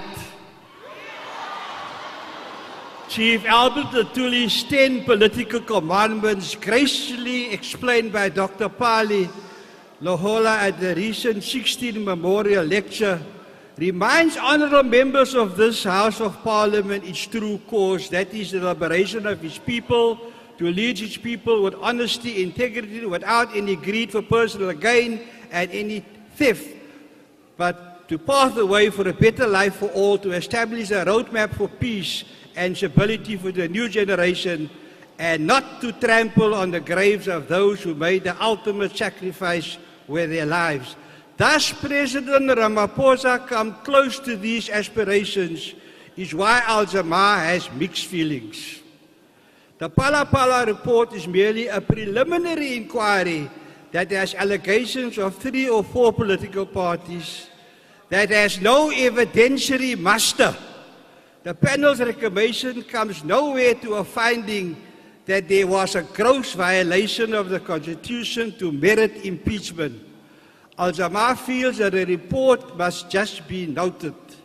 The media has created a sensational narrative, and it is time for them to sober up. In 2019, on the basis of one man, one vote, the African National Congress, which is now Al-Jamaa Light, won the right to govern. The ANC gave the right to their branches to elect an NEC who recommends a president. The 12 political parties in Parliament are not branches of the African National Congress or substitutes, and the efforts today must certainly be moot. If President Ramaphosa is the nominee of the ANC branches, then certainly the parliamentary processes to continue to give the nation closure.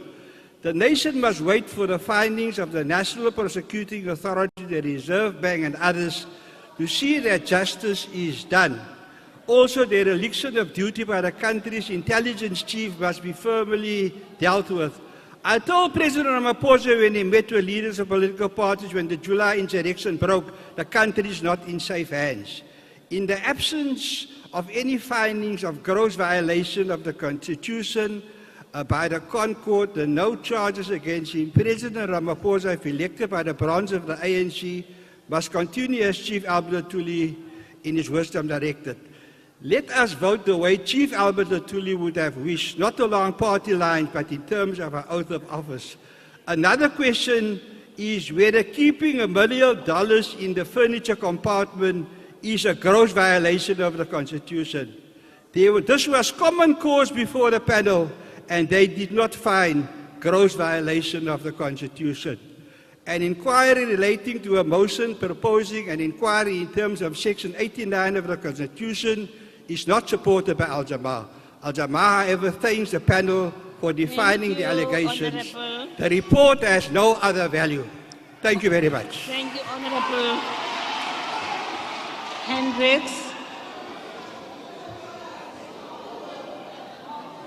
The next speaker is the Honorable, the Chief Whip of the Opposition.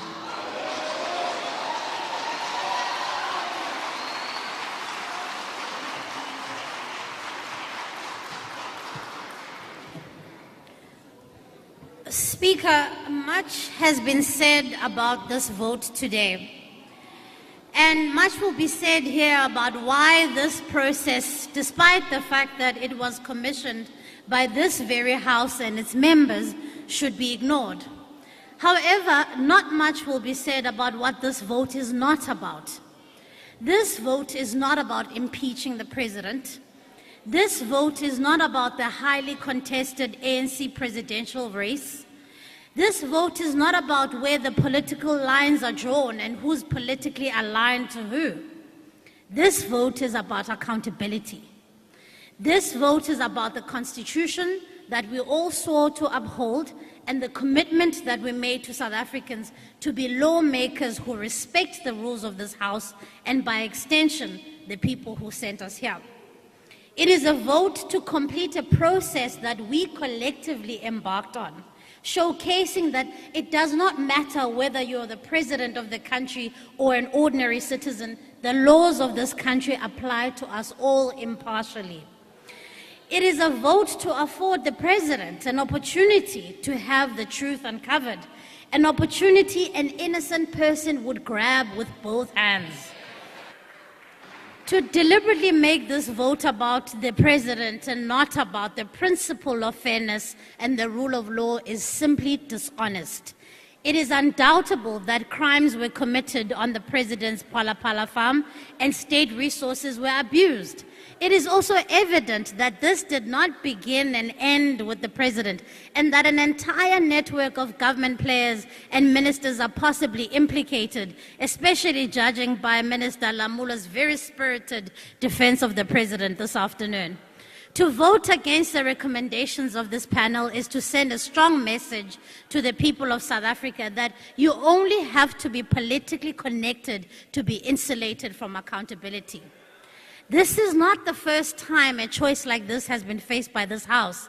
Many of you were here and voted to disregard the Nkandla ad hoc report, which detailed the abuse of state resources by the former president of the ANC, Jacob Zuma. You did so shamelessly. You did so with no regard of the massive responsibility you've been entrusted with. You did so in spite of the fact that South Africans deserved more from you. You chose party over country, and today you will make the same choice again. You will choose a cover-up over accountability. You will once again go down in history as the governing party that broke Parliament. This is a big moment that will be recorded in history so that years from now, people will read about the disdain with which you treated this House. Those who will vote for what is right and not what is politically expedient today will be voting to restore the credibility of this House. And one day, when your children ask you what you did in big moments of our democracy, may you be courageous enough then to admit that you stood firmly on the wrong side of history. I thank you, Honourable Member. I now invite the Honourable Q. Kumutile Janji. Thank you, Honourable Speaker. Let me recognize our number 2, Deputy President Mabuza. The African National Congress has been entrusted with the people's mandate of leading the nation. This is a duty of honor, and we accord the revered commitment to ensure that people's power realizes their creation of an equitable and just society. Since the beginning of the Sixth administration, strengthening the state institutions and combating corruption are some of the ANC's critical priorities to improve the state capability to bring about socio-economic transformation. Since the release of the preliminary inquiry report by the independent panel on the removal of the president, our nation has been confronted by political and economic risks which have led to uncertainty. Just a few factual facts of the journey and the attempts that have been made. We should recognize that since the beginning of this Sixth Parliament, a motion of no confidence to the president was proposed by the ATM since 2019. It was resuscitated this year, and they withdrew it due to the court not agreeing with their position on a secret ballot due to their self-created urgency. The EFF would have repeatedly intended to do the same. The Democratic Alliance has tabled a motion of no confidence on the cabinet, including the president, which was considered in March 2022, and the House did not support that. The Democratic Alliance went further to sponsor a motion for the establishment of the ad hoc committee on Phala Phala theft, itself not supported. Recently, this unprincipled alliance of opposition parties, whose sole objective is to remove the ANC, have also resolved to table a motion of no confidence on the president based on this preliminary report.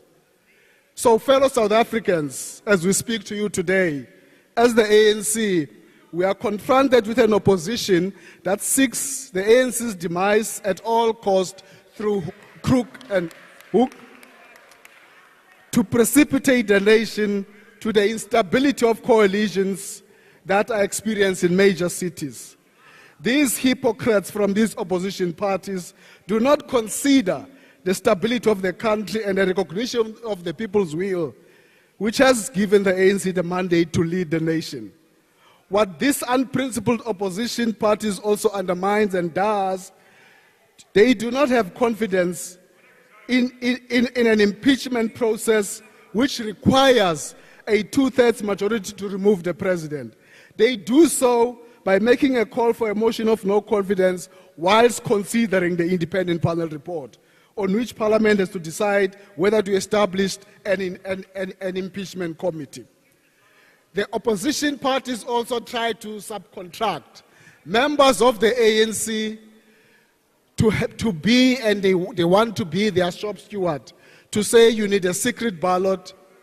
In fact, even that secret ballot, it looks like it depends on the hope that members of the ANC will vote for them. Opposition parties caucuses on positions and matters, and so does the ANC. The ANC advances decisions after assessing the balance of evidence, and members of Parliament exercise their rights and according to their oath and constitutional obligations.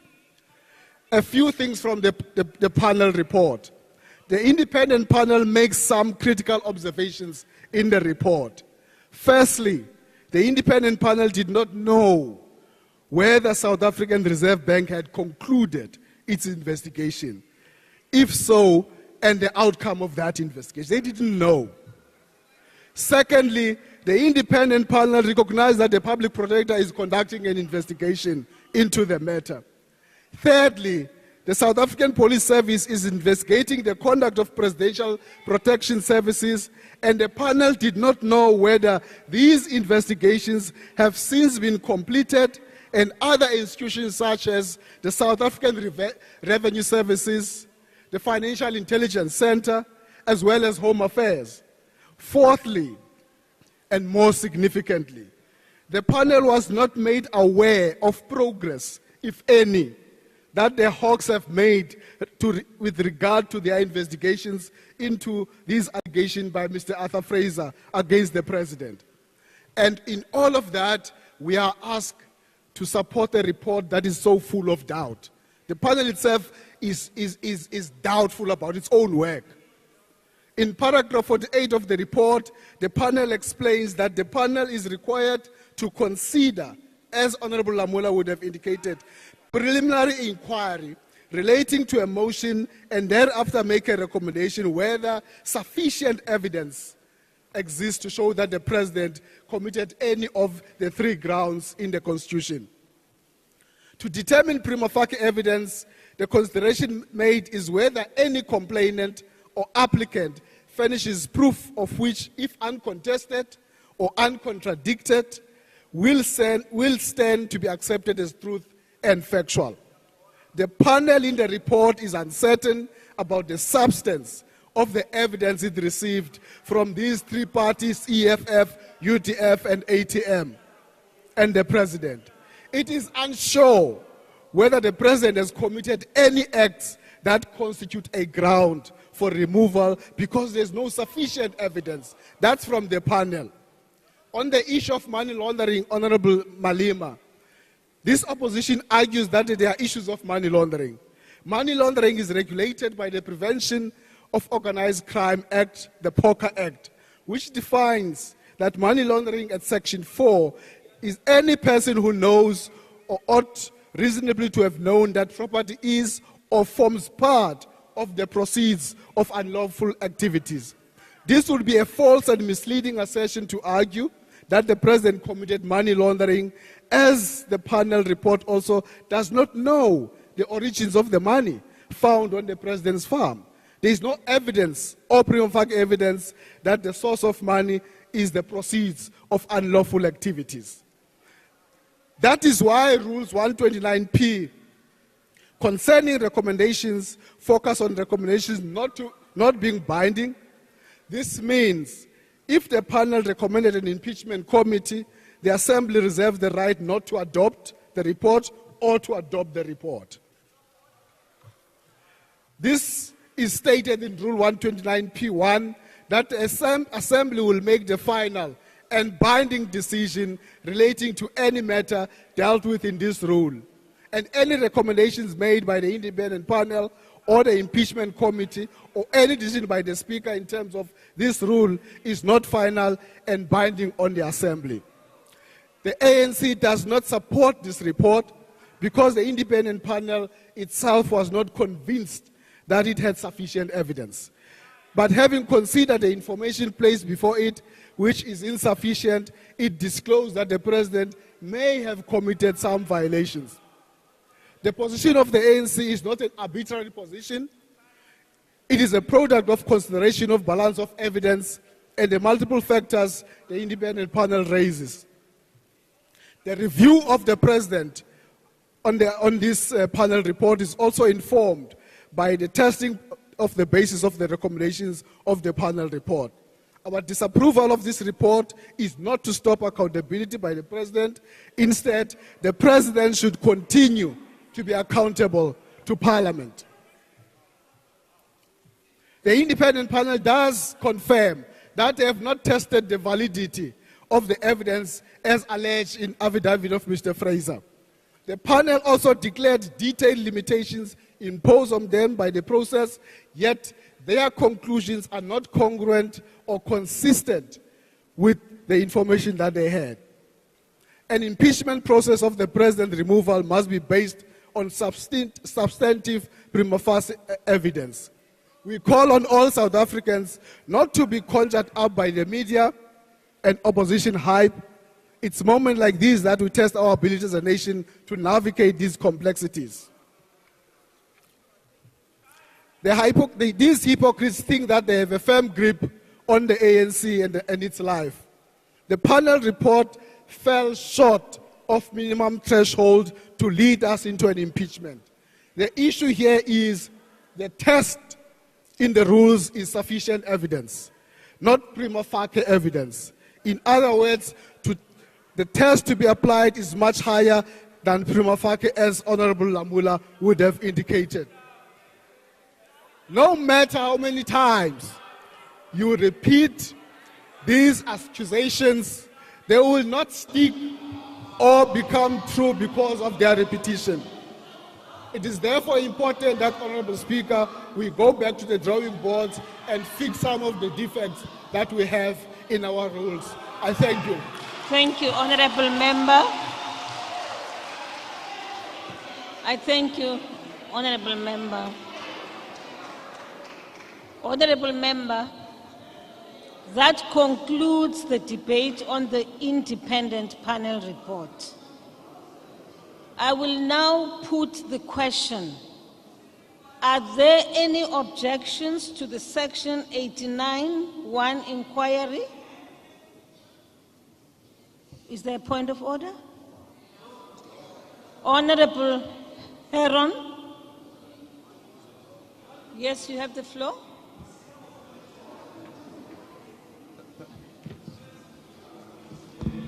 Thank you, Madam Speaker. Madam Speaker, as I indicated, we wish to propose an alternate resolution in terms of Rule 121(1) of the Rules of Order. May I present it? Yes, you may proceed. Thank you, Madam Speaker.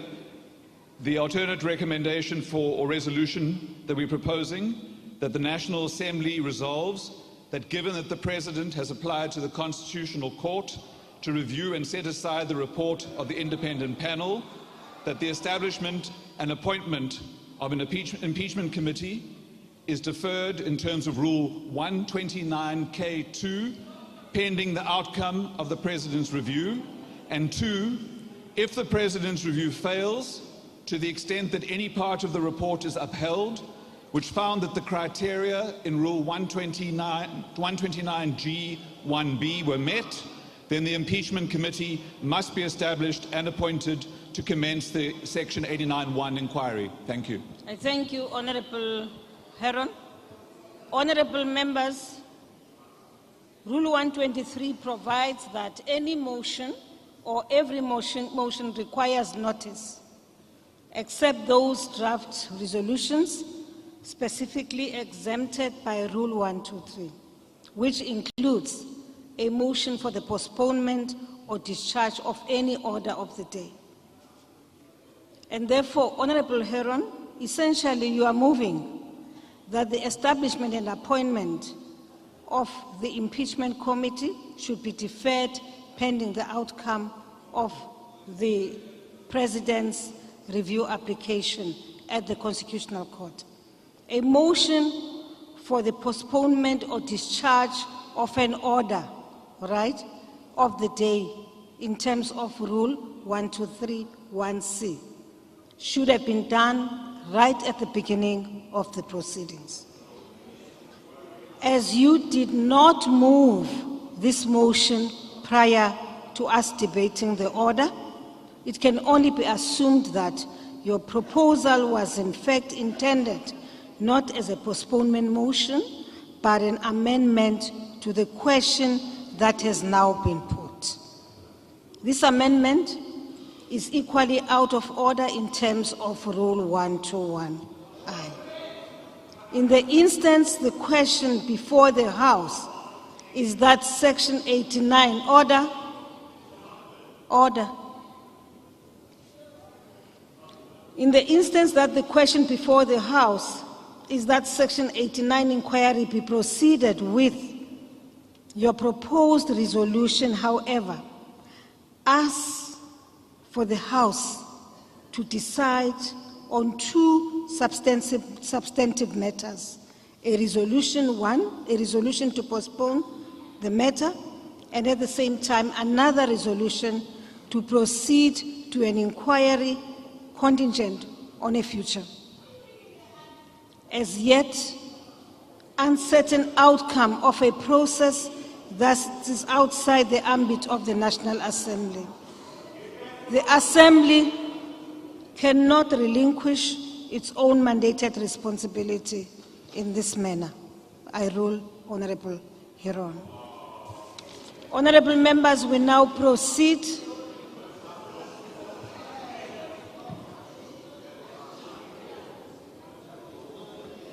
Honorable members, I proceed. I will now put the question: are there any objections to the Section 89(1) inquiry being proceeded with on the basis of the independent panel report and the matter being referred to the impeachment committee in terms of Rule 129(1)? If there are any objections, I now put the question. Those in favor of S89(1) inquiry being proceeded with and the matter being referred to the impeachment committee will say yea, and those against the Section 89 inquiry being proceeded with will say no.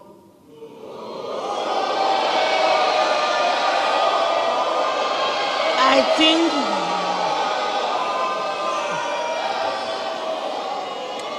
order. I think the noes have it.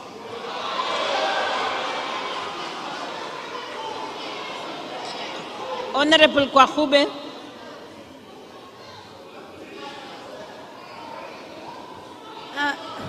Speaker, the DA would like to call for a division, please. Honorable members, the DA has called for a division. And therefore, we will now,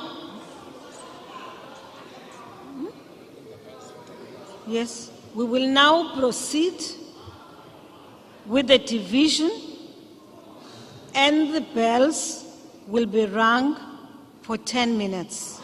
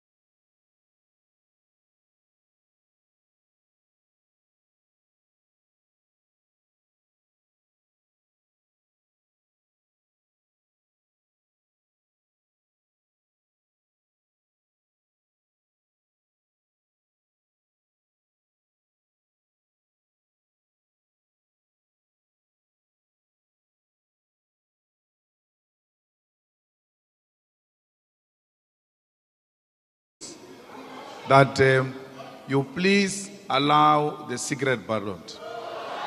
Because for sure your staff members would have done some work during the break where the case that has been opened because of threat of life by the underworld, police have also been in contact, as we're sitting here, with a member of parliament who is threatened by these criminals. The second thing, Speaker, is that we've got it on good authority that you yourself has been intimidated because you were threatened that there will be a motion of no confidence against you if you allow a secret ballot. And that on its own, it's a reason enough for you to reconsider a decision on the secret ballot. The third issue, Speaker, is that there are members of parliament from the ruling party who spoke openly that they are going to vote against the dictatorship of the Minister of Minerals. What does it mean? It means that this vote has got a potential of going either direction. And because of that, we ought to protect those people, because through that intimidation, they may not be able to fulfill their constitutional mandate. So the circumstances that are prevailing now, Speaker, dictate that you provide the secret ballot. We are confident there are 60 members in the ruling party who have confirmed that they will vote for this. And those members will be intimidated if this vote is not secret. Thank you, honorable members. Honorable members, we proceed. Honorable member, just a slight correction. I don't get intimidated easily. I can assure you, I don't. I'm a fighter, just like you call yourself a fighter. I'm a fighter.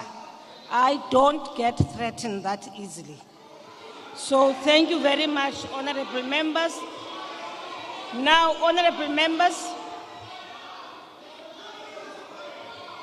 the rules of the National Assembly provide for different procedures for members to cast their votes.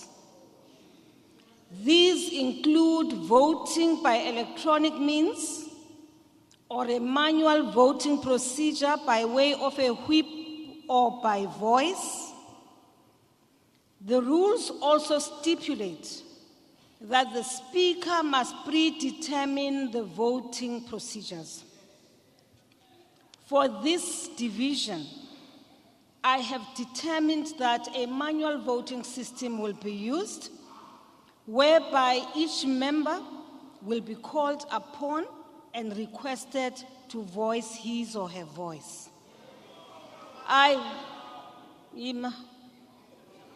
I have specifically determined this procedure for this vote as a result of an electronic voting system not being in operation.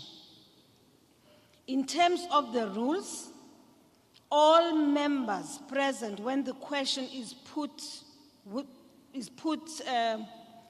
to you, who were indoors, now are in here, and the doors are barred, and they must vote on record and abstention. This rule does not apply to a minister or deputy minister who is not a member of the House. Political parties have been requested to provide lists of members who will be called first when it is their party's turn to vote. After that party's list has been called, the remaining members of the party will be called alphabetically. The secretary will call each member from the membership list, starting with those from the majority party. Members will be called by their surname followed by their initials. In order to facilitate this process, I appeal to honorable members to indicate their vote only without a preamble or a statement and without delay. Members must simply indicate yes, no, or abstain. In the event a member's name is called and they are present, but for whatever reason do not indicate their vote, an opportunity will be provided for such members to raise their hands after the last member is called from the list, at which point they will be recognized to cast their vote. Order. The question before the House is that the Section 89(1) inquiry be proceeded with. Honorable Member, point of order. No, Speaker, we want to place on record that we do not agree with the approach that you have taken in terms of this vote. And we're going to subject this process to a judicial review, which will include holding you personally liable for having taken purposefully a wrong decision, which is destructive, is going to undermine the democratic rights of members of parliament. Because there is a huge difference. The outcomes, if it was secret ballot, was going to be different as opposed to what you're going to be doing now. And we've demonstrated several times, humanly possible, everything we've done to illustrate to you that what you're doing is dangerous, it's not sustainable, and it's impinging on the constitutional rights of members to exercise their right of holding the executive accountable without fear or favor. So we're going to take you to court, and you're not going to win this. We'll remind you when you come back that we have defeated you for taking irrational decisions. Thank you very much, Honorable Member. I now proceed. In the event, Honorable Kwangwa, and then Honorable Members, can I just remind you that when I am dealing with a point of order, no other member of parliament should raise his or her hand until such time I have concluded that issue. And I think it's something which we need to internalize. No matter how impatient we are, bear with me, allow me to deal with the matter, rule, and then you can raise your hand. Honorable Kwangwa, now we are in. Yes, as Honorable Shivambo was on the floor, you had your hand flying, please. Correct, ma'am. Thank you. Because I was waiting for my turn. But thank you very much. Speaker, look, our proposal and call for a secret ballot is really intended to try and safeguard the integrity of this process. And this one I did again, I was calm foot. It's intended, they are drowning me out, I can't even hear myself speak. You know, Honorable Member, you are repeating. The UDM, I'm not repeating. The UDM, Kodwa, you are repeating. it's fine, exactly but look, I what must speak has here been for the discussed. UDM. No, that's fine. They were speaking for themselves, But their political Honorable parties. members had an opportunity to raise these matters when we were debating the report. No, we didn't debate the secret ballot there. Okay, Honorable in case you were not listening, Mama. I give it to you. Thanks. We're saying the intention is to safeguard the integrity of this process. And our fear is exactly as correctly articulated by our colleagues, that now we're allowing a situation where people are going to vote under duress against the report, when they should have been given an opportunity by the House to vote and exercise their full independence. That's the unfortunate part. Lastly, Speaker, as I prepare to sit down, I need to make this point. We adopted these rules via the impeachment process because the Concord said we need to raise the threshold in terms of how we do the impeachment process and not treat it the same way we treat a vote of no confidence. Now, by accepting an open ballot, we are lowering the bar. We're doing the opposite of what the Concord said we should do.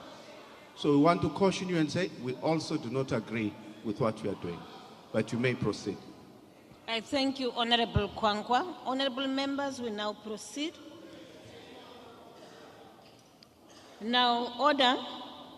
The question before the House is that the Section 89.1 inquiry be proceeded with on the basis of the Independent Panel Report and the matter be referred to the Impeachment Committee in terms of Rule 129I. Those in favor of the Section 89.1 inquiry being proceeded with and the matter being referred to the Impeachment Committee will vote yes. Those against it will vote no. Those who want to will abstain, and however we will record their vote as such. Voting now will commence. The doors of the chamber will remain locked until the voting is concluded. The Secretary will now proceed to call members.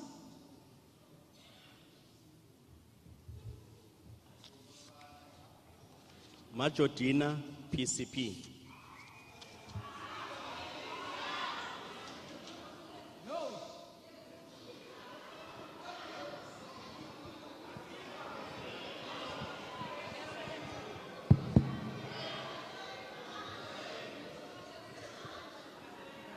I vote no.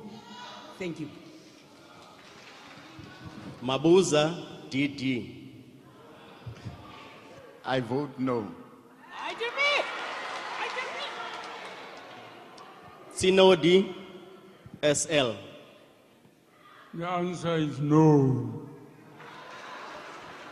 Pando, GNW. No. GNM, sorry. The vote is no. Thank you very much.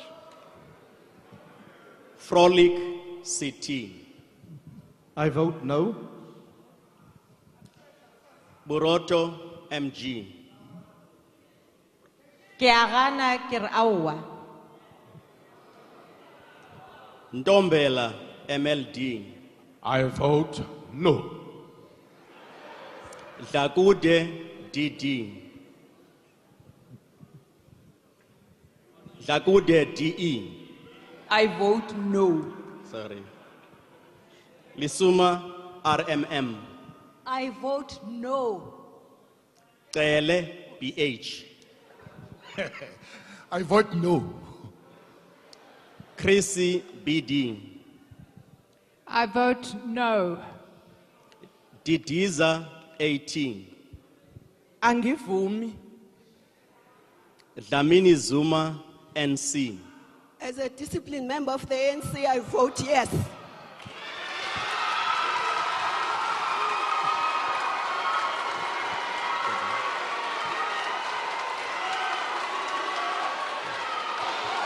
Order, honorable members. Order. Order, honorable members. Please. Order, honorable members, please. Thank you. Thank you, honorable members. Honorable members, please. Thank you. Godan, PJ. As a disciplined member of the ANC, I vote no.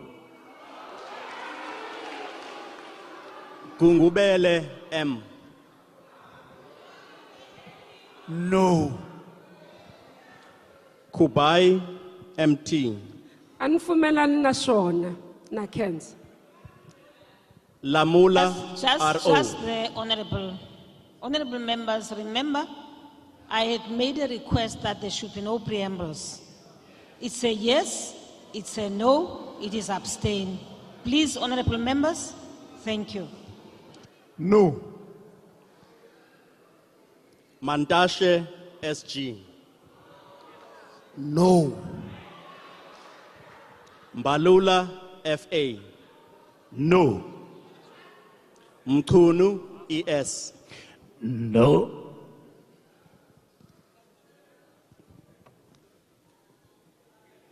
Modise, TR. No. Mutsecha, MA. No. Mutwaledi, PA. No. Mtetwa, EN. Cha. Ndabeni Abrahams, ME. With my conscience, I vote no. Nkuane Mashabane, ME. No. Njabeni NPS, KPS. Ndikohaneledzana nazo. Nxesi TWT. No. Nzimande BE. Cha. Angivumi. Phala MJ. No. Sisulu LN.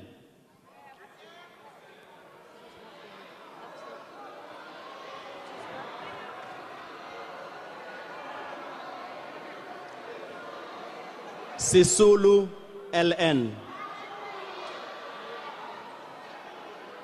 Zulu LD. Uno omkhulu. Bapela KD. No. Can you pronounce it proper? KO. KO, yes. Yes, sorry. No. Botes A. Yeah. Kappa RN. Hayi andizi. Chikunga LS.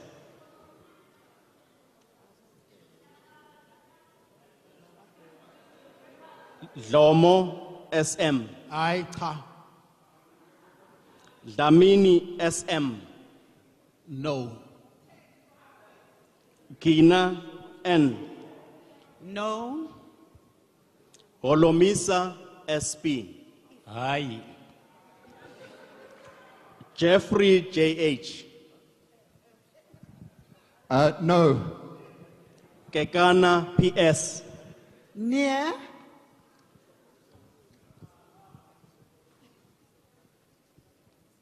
Kifit N. No. Kodwa NG. No. Mafu NN. Aye. Makatsi D. DP. Makatsi DP. Mahlalela AF. Cha, angivumi. Mahlobo MD. Angivumi somlomo. Majola FZ. No. Makwetla SP. No. Manamela KB. No. Mapulane MP. A big no. Mashiko Dlamini NC. I'm KC. KC. No. Masondo D. No. Maswale GP. I vote no. Thank you. Matale CC. No. Mhaule MR. No. Muloi BE. No. Nkabane NP. No. Nzuza NB. No. Pilane Majake MCC. No. Siweya RL. RT. No. Siwela RT. Yeah. Siweya. No. Sikwacha M. Skwacha M. No. Sochu MM. No. Chwete P. No.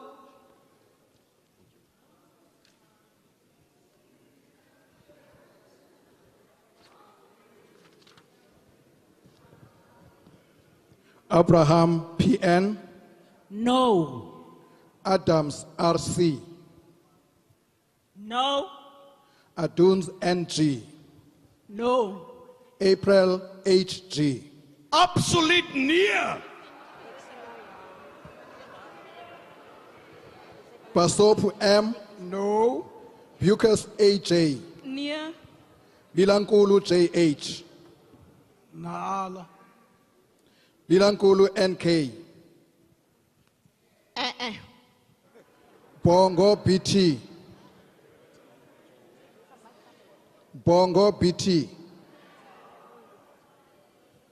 Benz Ngabashe Z. Ngenganqune sazela esinyulu ndiyala. Buthelezi NS. Buthelezi NS. Kapa N. No. Chabane MS. No. Tikhale MC. Awa. Direko DR. No. Darks MA. Yes.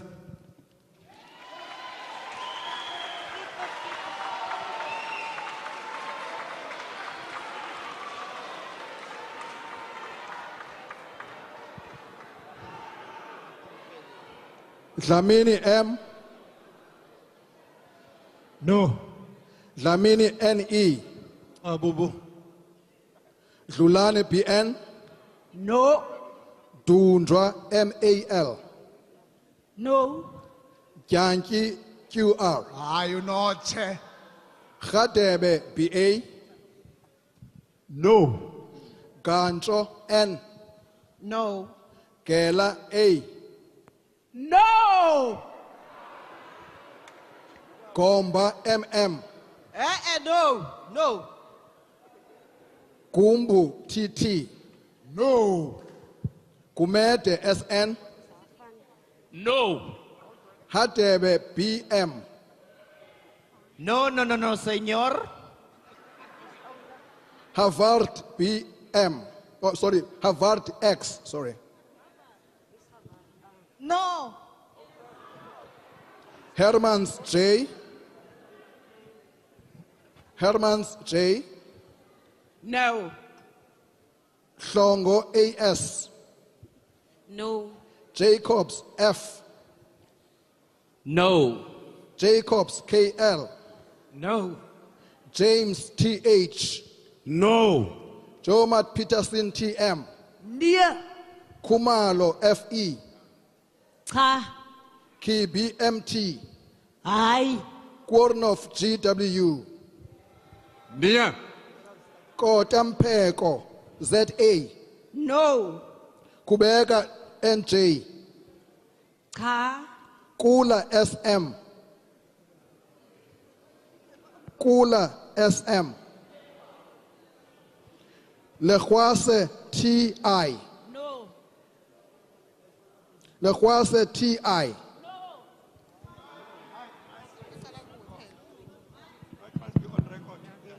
No. Okay. Let's see WT. No. Lubengo ML. Ndikuhanedzana nazo. Luzipho S. For now, no. Market JJ. No. Mabe BP. No. Mabileta MD. No.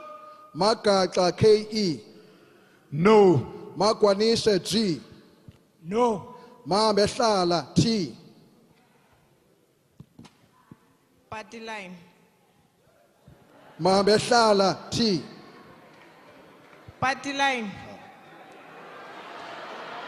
Ithini? Mabehlala T. Yes.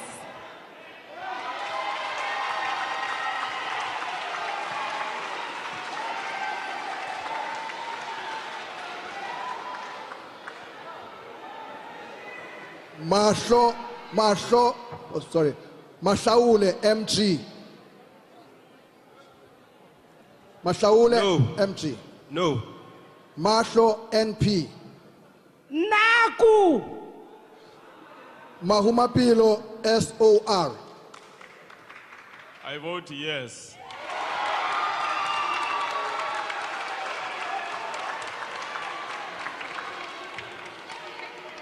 Makubela Mashele LS. I vote no. Makubele Marilele PP. Animi naswona. Malachi T. I vote no. Malemacha CN.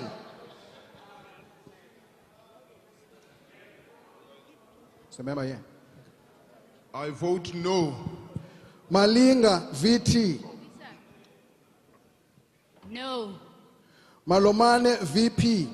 No. Mamabolo JP. Awa akidumeli. Mananiso JS. No. Mandela ZMD. Andifuna uqhotyelwa nini. No.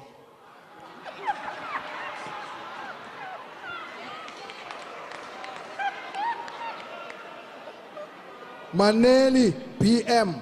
No. Maneli ST. No.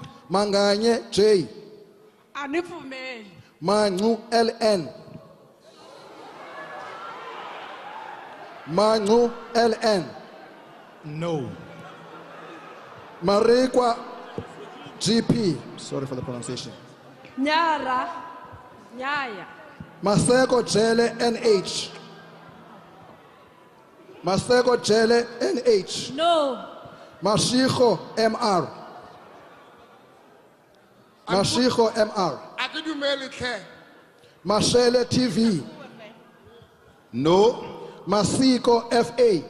No. Masondo TS. No. Masuta TM. Masuta TM. No. Maswanganyi MJ. No. Matafa OM. No. Matebula EF. No. Matuba MM. No. Mbata SGN. Mbata SGN. Mbingo Gigaba BP. Mbingo Gigaba BP. No. Mbuyane SH. Cha. McDonald LE. No. Mchunu TVB. No. Mdabe SW. No. Mfiko MMA. My vote is a no. Mkweba T. Aye. Mtobo LN. No. Mkachwa NT. No. Mkize ZL. Mkize ZL. Mkwanazi JCN. No. Mlenzana Z. Mlenzana Z. No. Mutle TN. Mutle TN.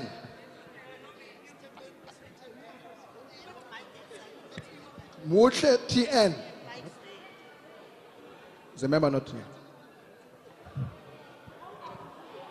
All right.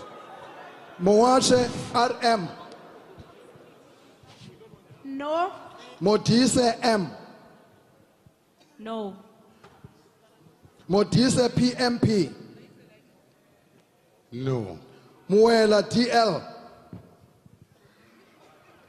Muela DL. No. Molala LE. No. Molikwa MA. No. Marwachesha PR. No. Morolong IK. No. Mos LN. Akhruat Nia.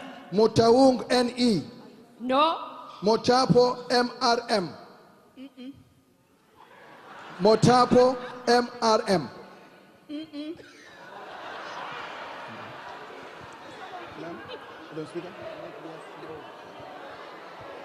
Honorable member,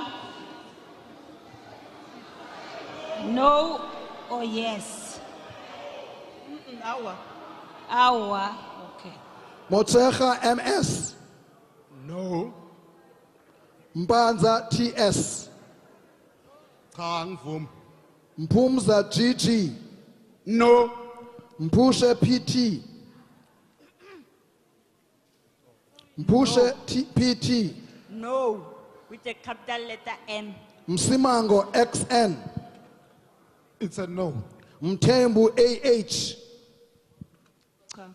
Munyai TB. No. Mvana NQ.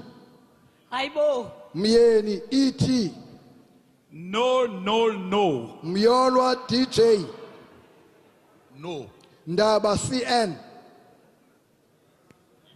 No. New vote Gluchen WS. No. Nkomo Z. No. Nkosi PS. No. Nonsele M. No. Not sorry. Yes, thank you. Not Nachel J. Thank you. No. Ngola X. It's a no. Tobongwana N. No. Ntuli MM. No. Papo AHM. No. Patien S.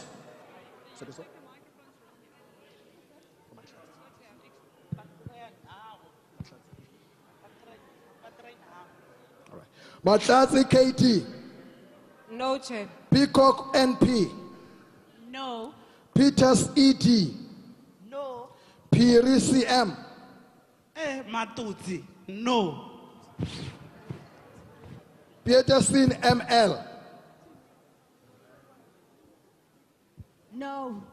Pillay KB. No. Kaiso XS. No. Ramadwa MM. No.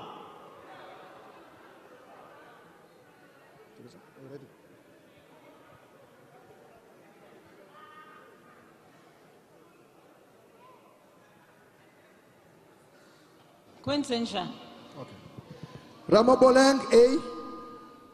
No. Siebi AM. No. Simenya MR. No. Shabalala LF. Cha angivumi. Sibiya DP. No. Sihlwayi NN. No. Siwela EK. No. Siwela VS. No. Skosana GJ. No. Somyo SS. No.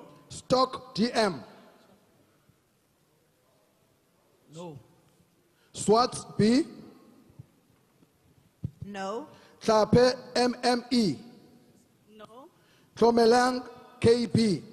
No. Tolashe NG. No. Tseke GK. I vote no. Tseki MA. Chem chichisi. Are you okay? Okay. Chabalala J.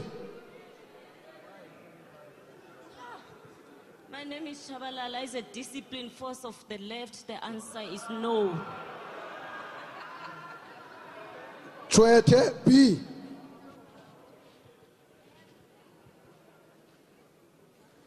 Chwete B. No. No. Van Skalvik SR. No. Volmarans MJ. No. Taba NV. Absent. Taba VC. No. Taba PP. Kasa FT. No. Klego ST. No. Yabo PS. Nyaya. Got that? You got it? Zibula BT. No. Zondi MA. No. Zuma AS. I vote no. Zungu TRM. No. Zwane MJ. Yeah. Yes.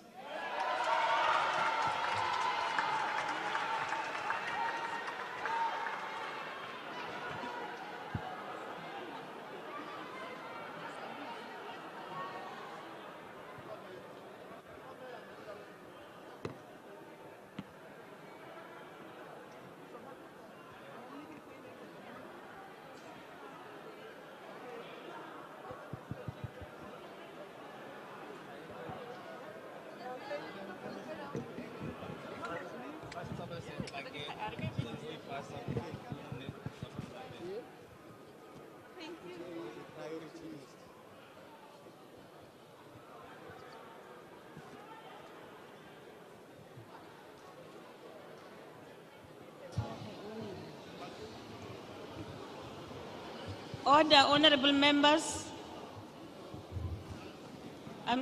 I'm sorry, there's a member who needs medical attention.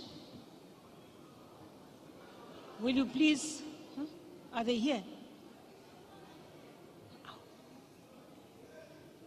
Oh, okay. Honorable member, there's a member who needs medical attention. Are you attending to that, honorable? Okay, honorable member, please will you usher her out and then we can find her comfortable space. Honorable Chief Whip, your person there.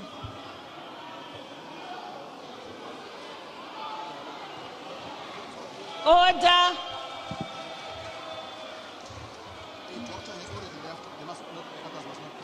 Okay, Honorable Jomo. Sorry, there is a doctor who's just gone out, who's attending to the person. Thank you very much. Thank you. Thank you. Please proceed. You may continue.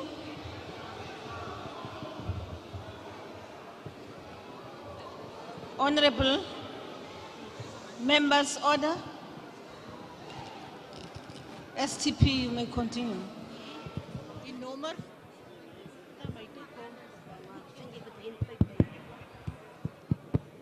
Steenhuisen, JH. Thank you, Madam Speaker. I vote yes. Wahube, S. I vote yes. Lotrit, A. Yes. De Freitas, MSF. I vote yes. Hussein, MH. I vote yes. Bergman, D. I vote yes. George, DT. Yes. Kola, D. I vote yes. Fiber, WF. I vote yes. Mazoni, NWA. I proudly vote yes. Lies, RA. Yes. Majola, TR. Yes. Macpherson, DW. I vote yes. Marais, EJ. Yes. Walters, TCR. Yes. Bradenbach, G. Yes. Abraham, PN.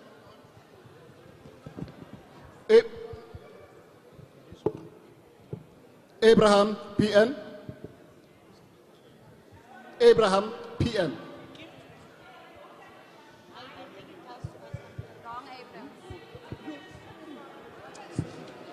Sorry. Abraham, ALA. Sorry. 13 yes. Alexander, WR. Yes. Bahrain, M. Yes. Bason, LJ. Bason, LJ. Bason, LJ. Bodlani, T. Yes. Bond, MS. Bond, MS. Brink, C. Yes. Bryant, DW. Yes. Kachalia, GKY. I vote yes. Kado, MJ. Yes. Chetty, M. Chetty, M.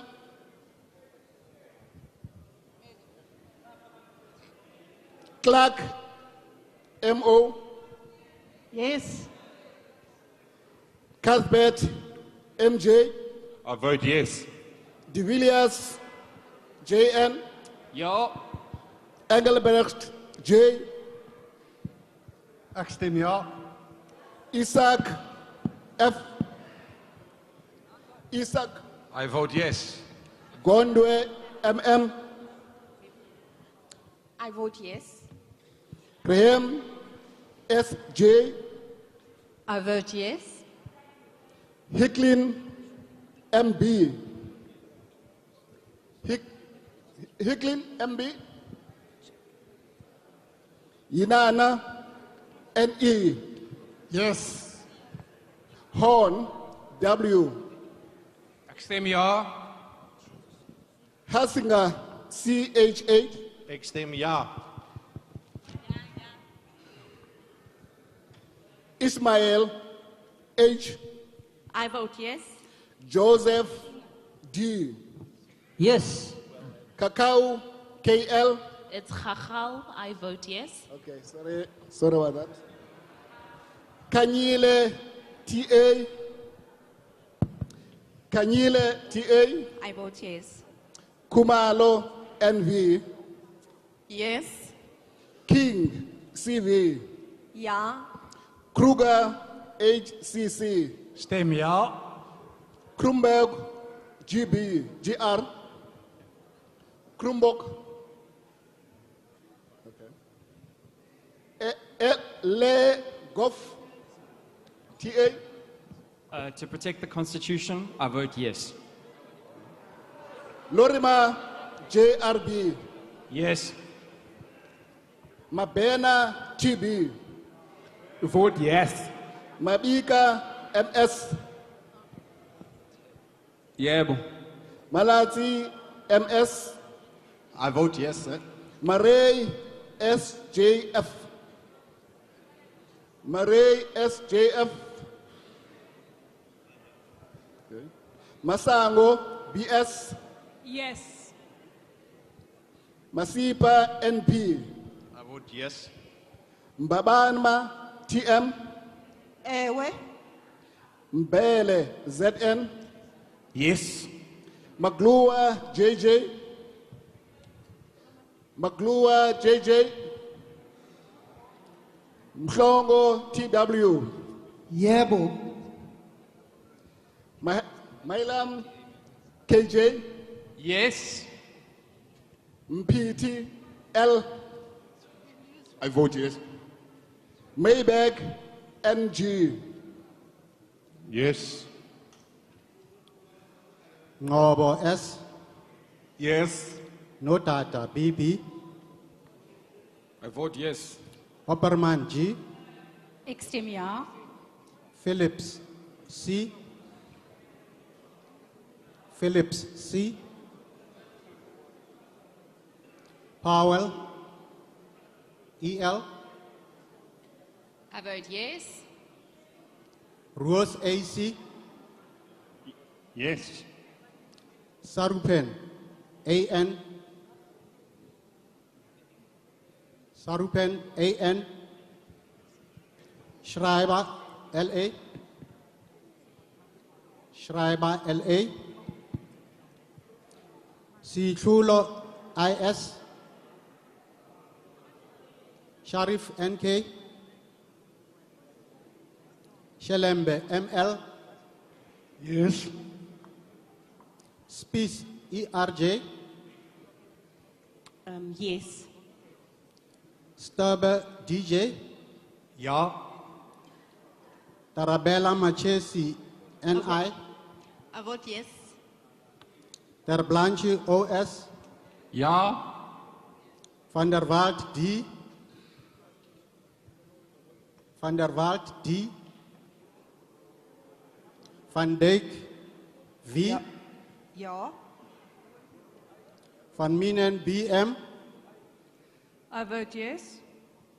Van Zeil AM. Ik stem ja. Weber AMM. Yes. Whitfield AG. Yes. Wilson ER. Yes. Winkler HS. I vote yes. Malima JS. Yes. Shibambu, NF. The vote is yes. Mente, NV. I vote yes. Dlamini, MM. Yes. Mautwe, OMS. OMC. Yes. Ndlozi, MQ. Yes. Mashabela, NR. Yes. Mkalipi, HO.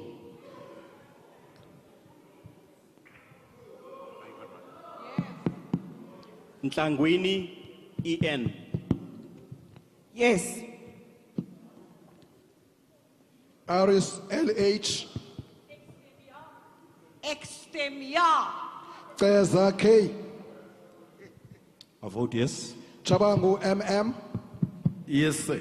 Chirwa NN. I vote yes. Klonyana KNF.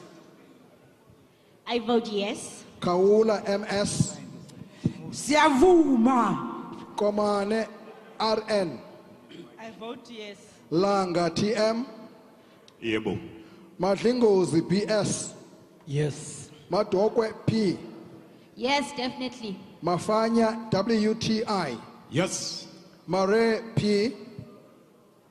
I vote yes. Matulelwa B. I vote yes. Matias NS. I vote yes. Matumba A. Ndiyatenda. Mkondo CN. Yebo. Mokhale T. I vote yes. Mohlala MR. I vote yes. Mohoto SM. Yes. Motwendi MK. I vote yes. Motsipe CCS. I vote yes. Msane TP. Msane. Mtenjane DF. Mtenjane DF. I vote yes. Noluchungu NJ. Absent. Pambo V.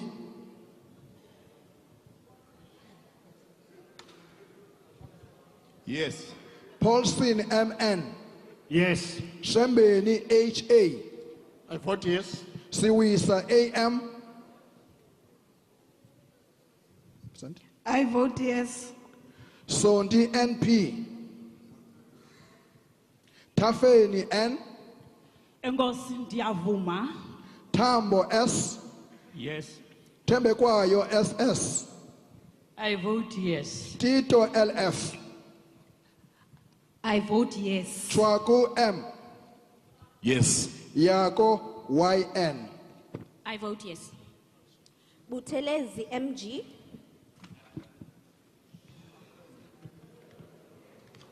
Singh N. Yes. Butelezi EM. I vote yes. Butelezi SA.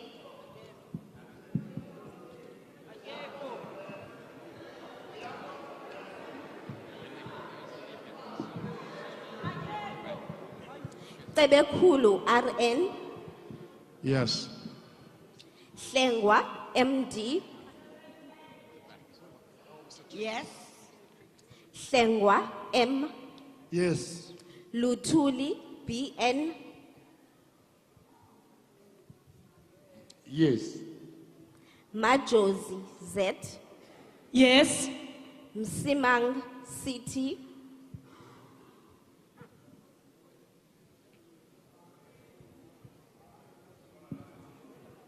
Msimang CT. Yes. Ngobo SL. Yes. Sitole KP. Yes. Van der Merwe LL. Yes, I vote yes. Zondo SS. Siyavuma.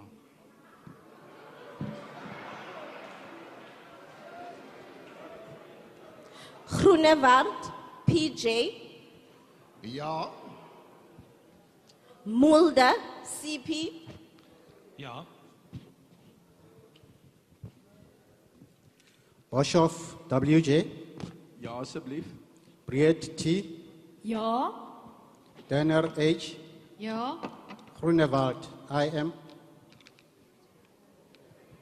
Groenewald, I am. Definitief ja. May P. Ek stem ja. Mulder, FJ. Ek stem ja. Van Staren, PA. Ek stem ja. Wessels, WW. Ja.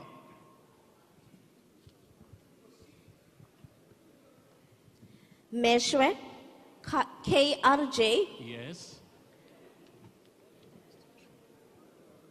Swart, SN, I vote yes. Sukas, ME, Ja. Thring, WM, YES, yes.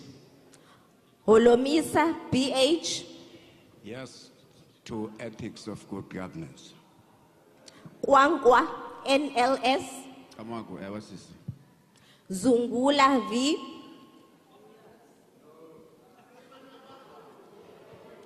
Ayicace, ewe. Mahau, TL, Yes. Oh, yes.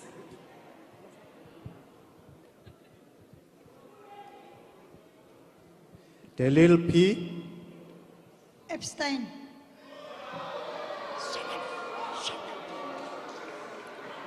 Aaron BN.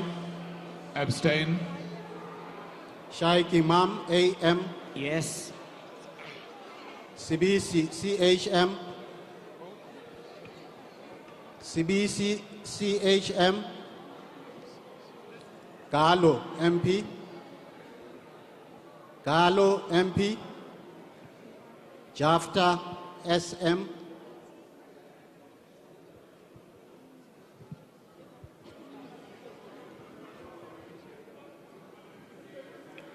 Lekota, MSP. Lekota, MSP. MGP. Madisha, WM. No.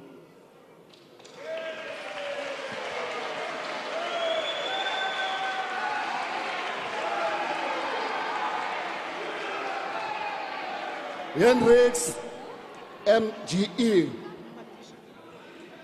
Hendricks, MGA. Hendricks, MGA. I vote no.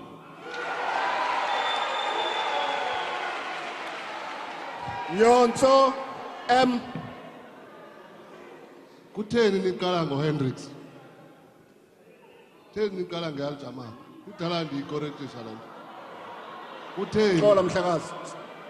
Sicela uxolo lo ndawo mhlekazi. Oh.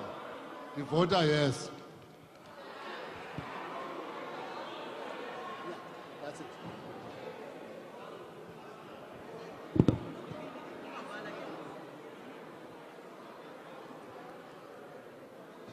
Order. Order. Honorable members, as I indicated earlier, members who remained present but could not, when called, exercise their votes may now raise their hands, after which I will recognize them to indicate their vote. The Secretariat will assist the Chair in this regard, but also those members who may not have voted the way they would have wanted to will now have an opportunity to indicate. Order. Okay.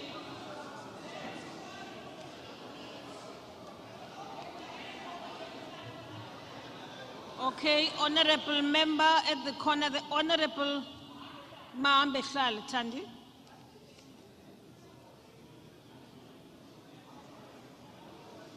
Honorable Maambeshala.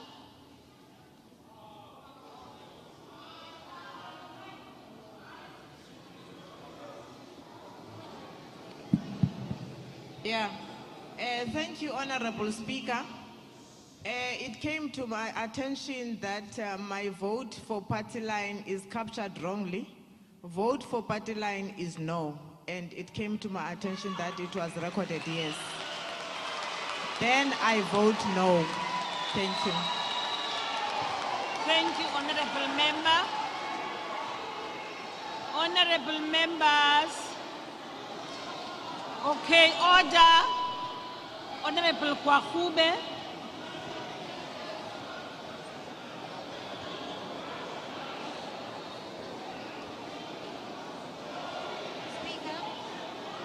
Order, honorable members. Speaker, the process for the guidelines which have been published by the House do not make any provision for members of this House to change their vote once the vote has been cast. It goes against every single thing that we have said about calling a roll call vote, and it delegitimizes this process. This cannot be the case. Thank you, Honorable Kwahube. If I may finish, is there any other member who was not recognized or who didn't hear his or her name?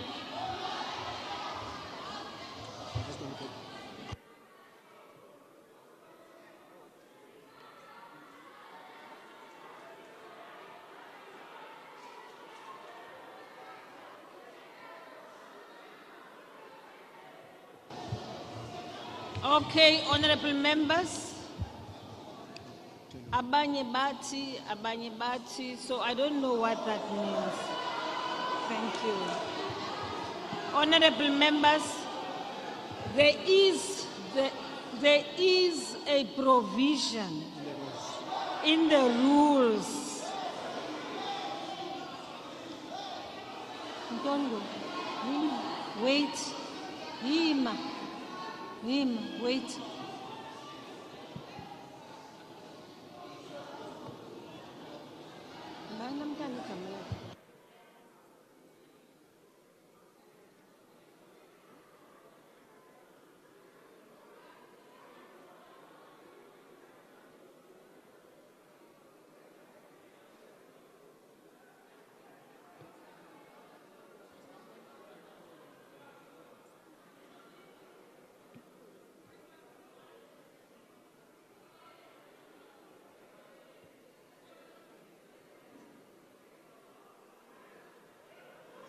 Thank you very much. Honorable members, order. Honorable members, in terms of the rules, the voting procedure is not yet closed. And it is for that reason, honorable members, that I asked if there is anyone who may have I'm unable to say honorable who. It's you I've been pointing at actually. And you know who. Don't do that, honorable member. In any event, even in the case of electronic voting, honorable members, usually whips are requested to scrutinize. Right? Yes, honorable members. Yes, honorable members. Mr. Klaso, will you please help me? My colleagues are very far from me, so they can't help me. Okay, I'll recognize your hand.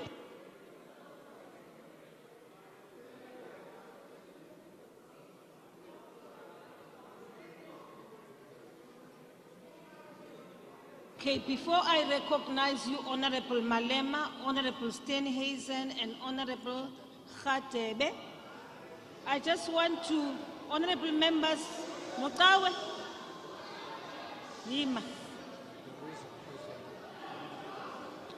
Honorable members, Rule 117 states that party whips may, at the request of any affected members, scrutinize the electronic voting results at the table. Hold on. under their signature, make limited corrections, provided the corrections so made do not affect the result of the division. Thank you, honorable members. Honorable Malema. Honorable Speaker, I think we were proceeding on a very wrong footing. I think to call for those who have not voted because they were missed for whatever reason, it's correct. But to ask for a person to correct the vote is extremely wrong because it's not electronic voting. You are giving a wrong example. Because another example I can give is that once I voted and I put a ballot paper in a ballot box, I can't come back and say I want to correct that which I've done. But so I think that what Mahambe Lala did should be stopped because it's not acceptable. Honorable Member, Mahambe Shala, please. Oh, Mahambe Shala, yes. Please withdraw that one, please. No, I was not in. I made a mistake. No, Honorable Member, I take serious exception. No, it's like you saying to me Malem. I'm not Malem, I'm Malema. No. As a woman, I take serious exception to that kind of mistake. Okay, I withdraw. Yes, thank you. Now, it is wrong to say a person can correct a vote. It's actually intimidating to say once you have voted and then you say to us, are you sure you don't want to correct your vote?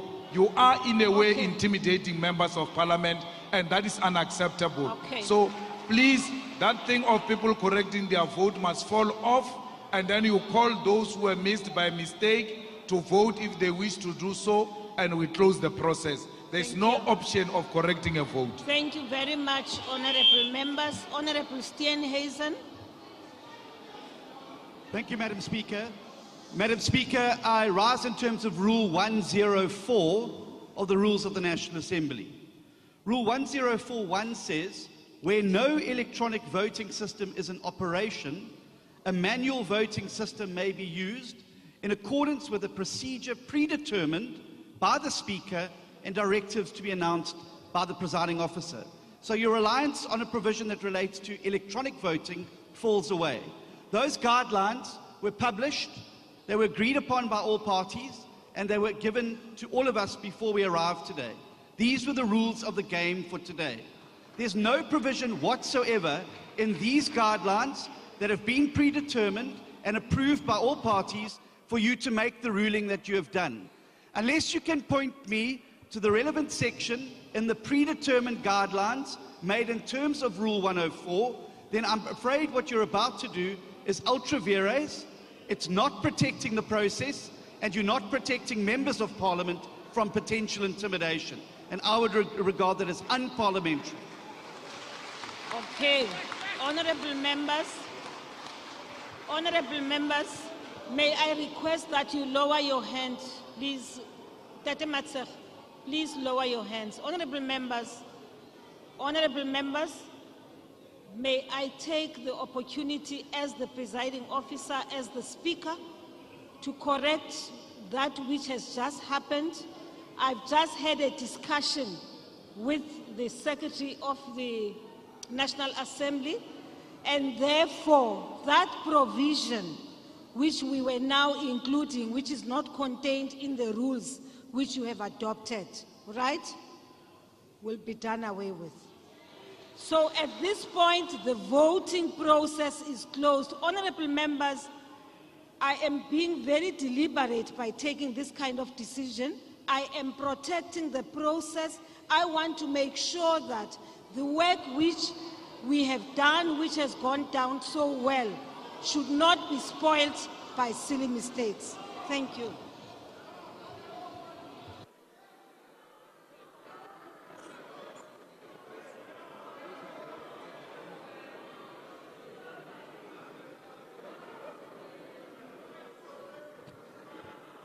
What is that point of order for? If it relates to what I've just closed now, please don't address it. I've closed it, and I've closed it at the note that this matter now does not continue. We've stopped it. On a serious note, I hope you're not going to talk to it. You are not reopening it. Okay.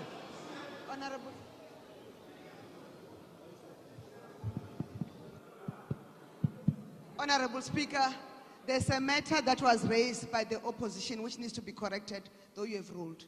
The table never called for the reopening of the voting. You called for people who had not voted. So it must be recorded that you, as the Speaker, had not violated any rules. You called for those who were excluded. You never called for the reopening of the vote.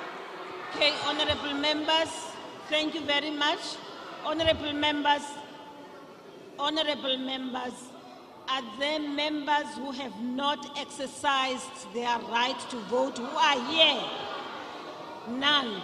The vote is closed, and I'm now waiting for the results. Thank you.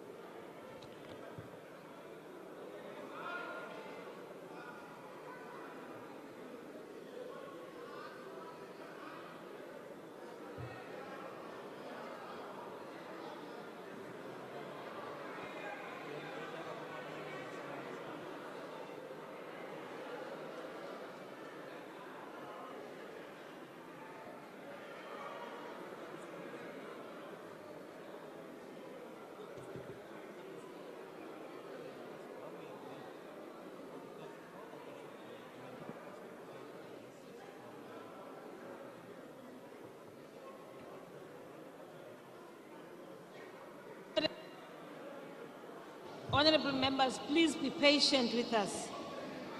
People are still checking just to make sure that we give you the right numbers. I know people are rushing for their flights, but please bear with us. Thank you.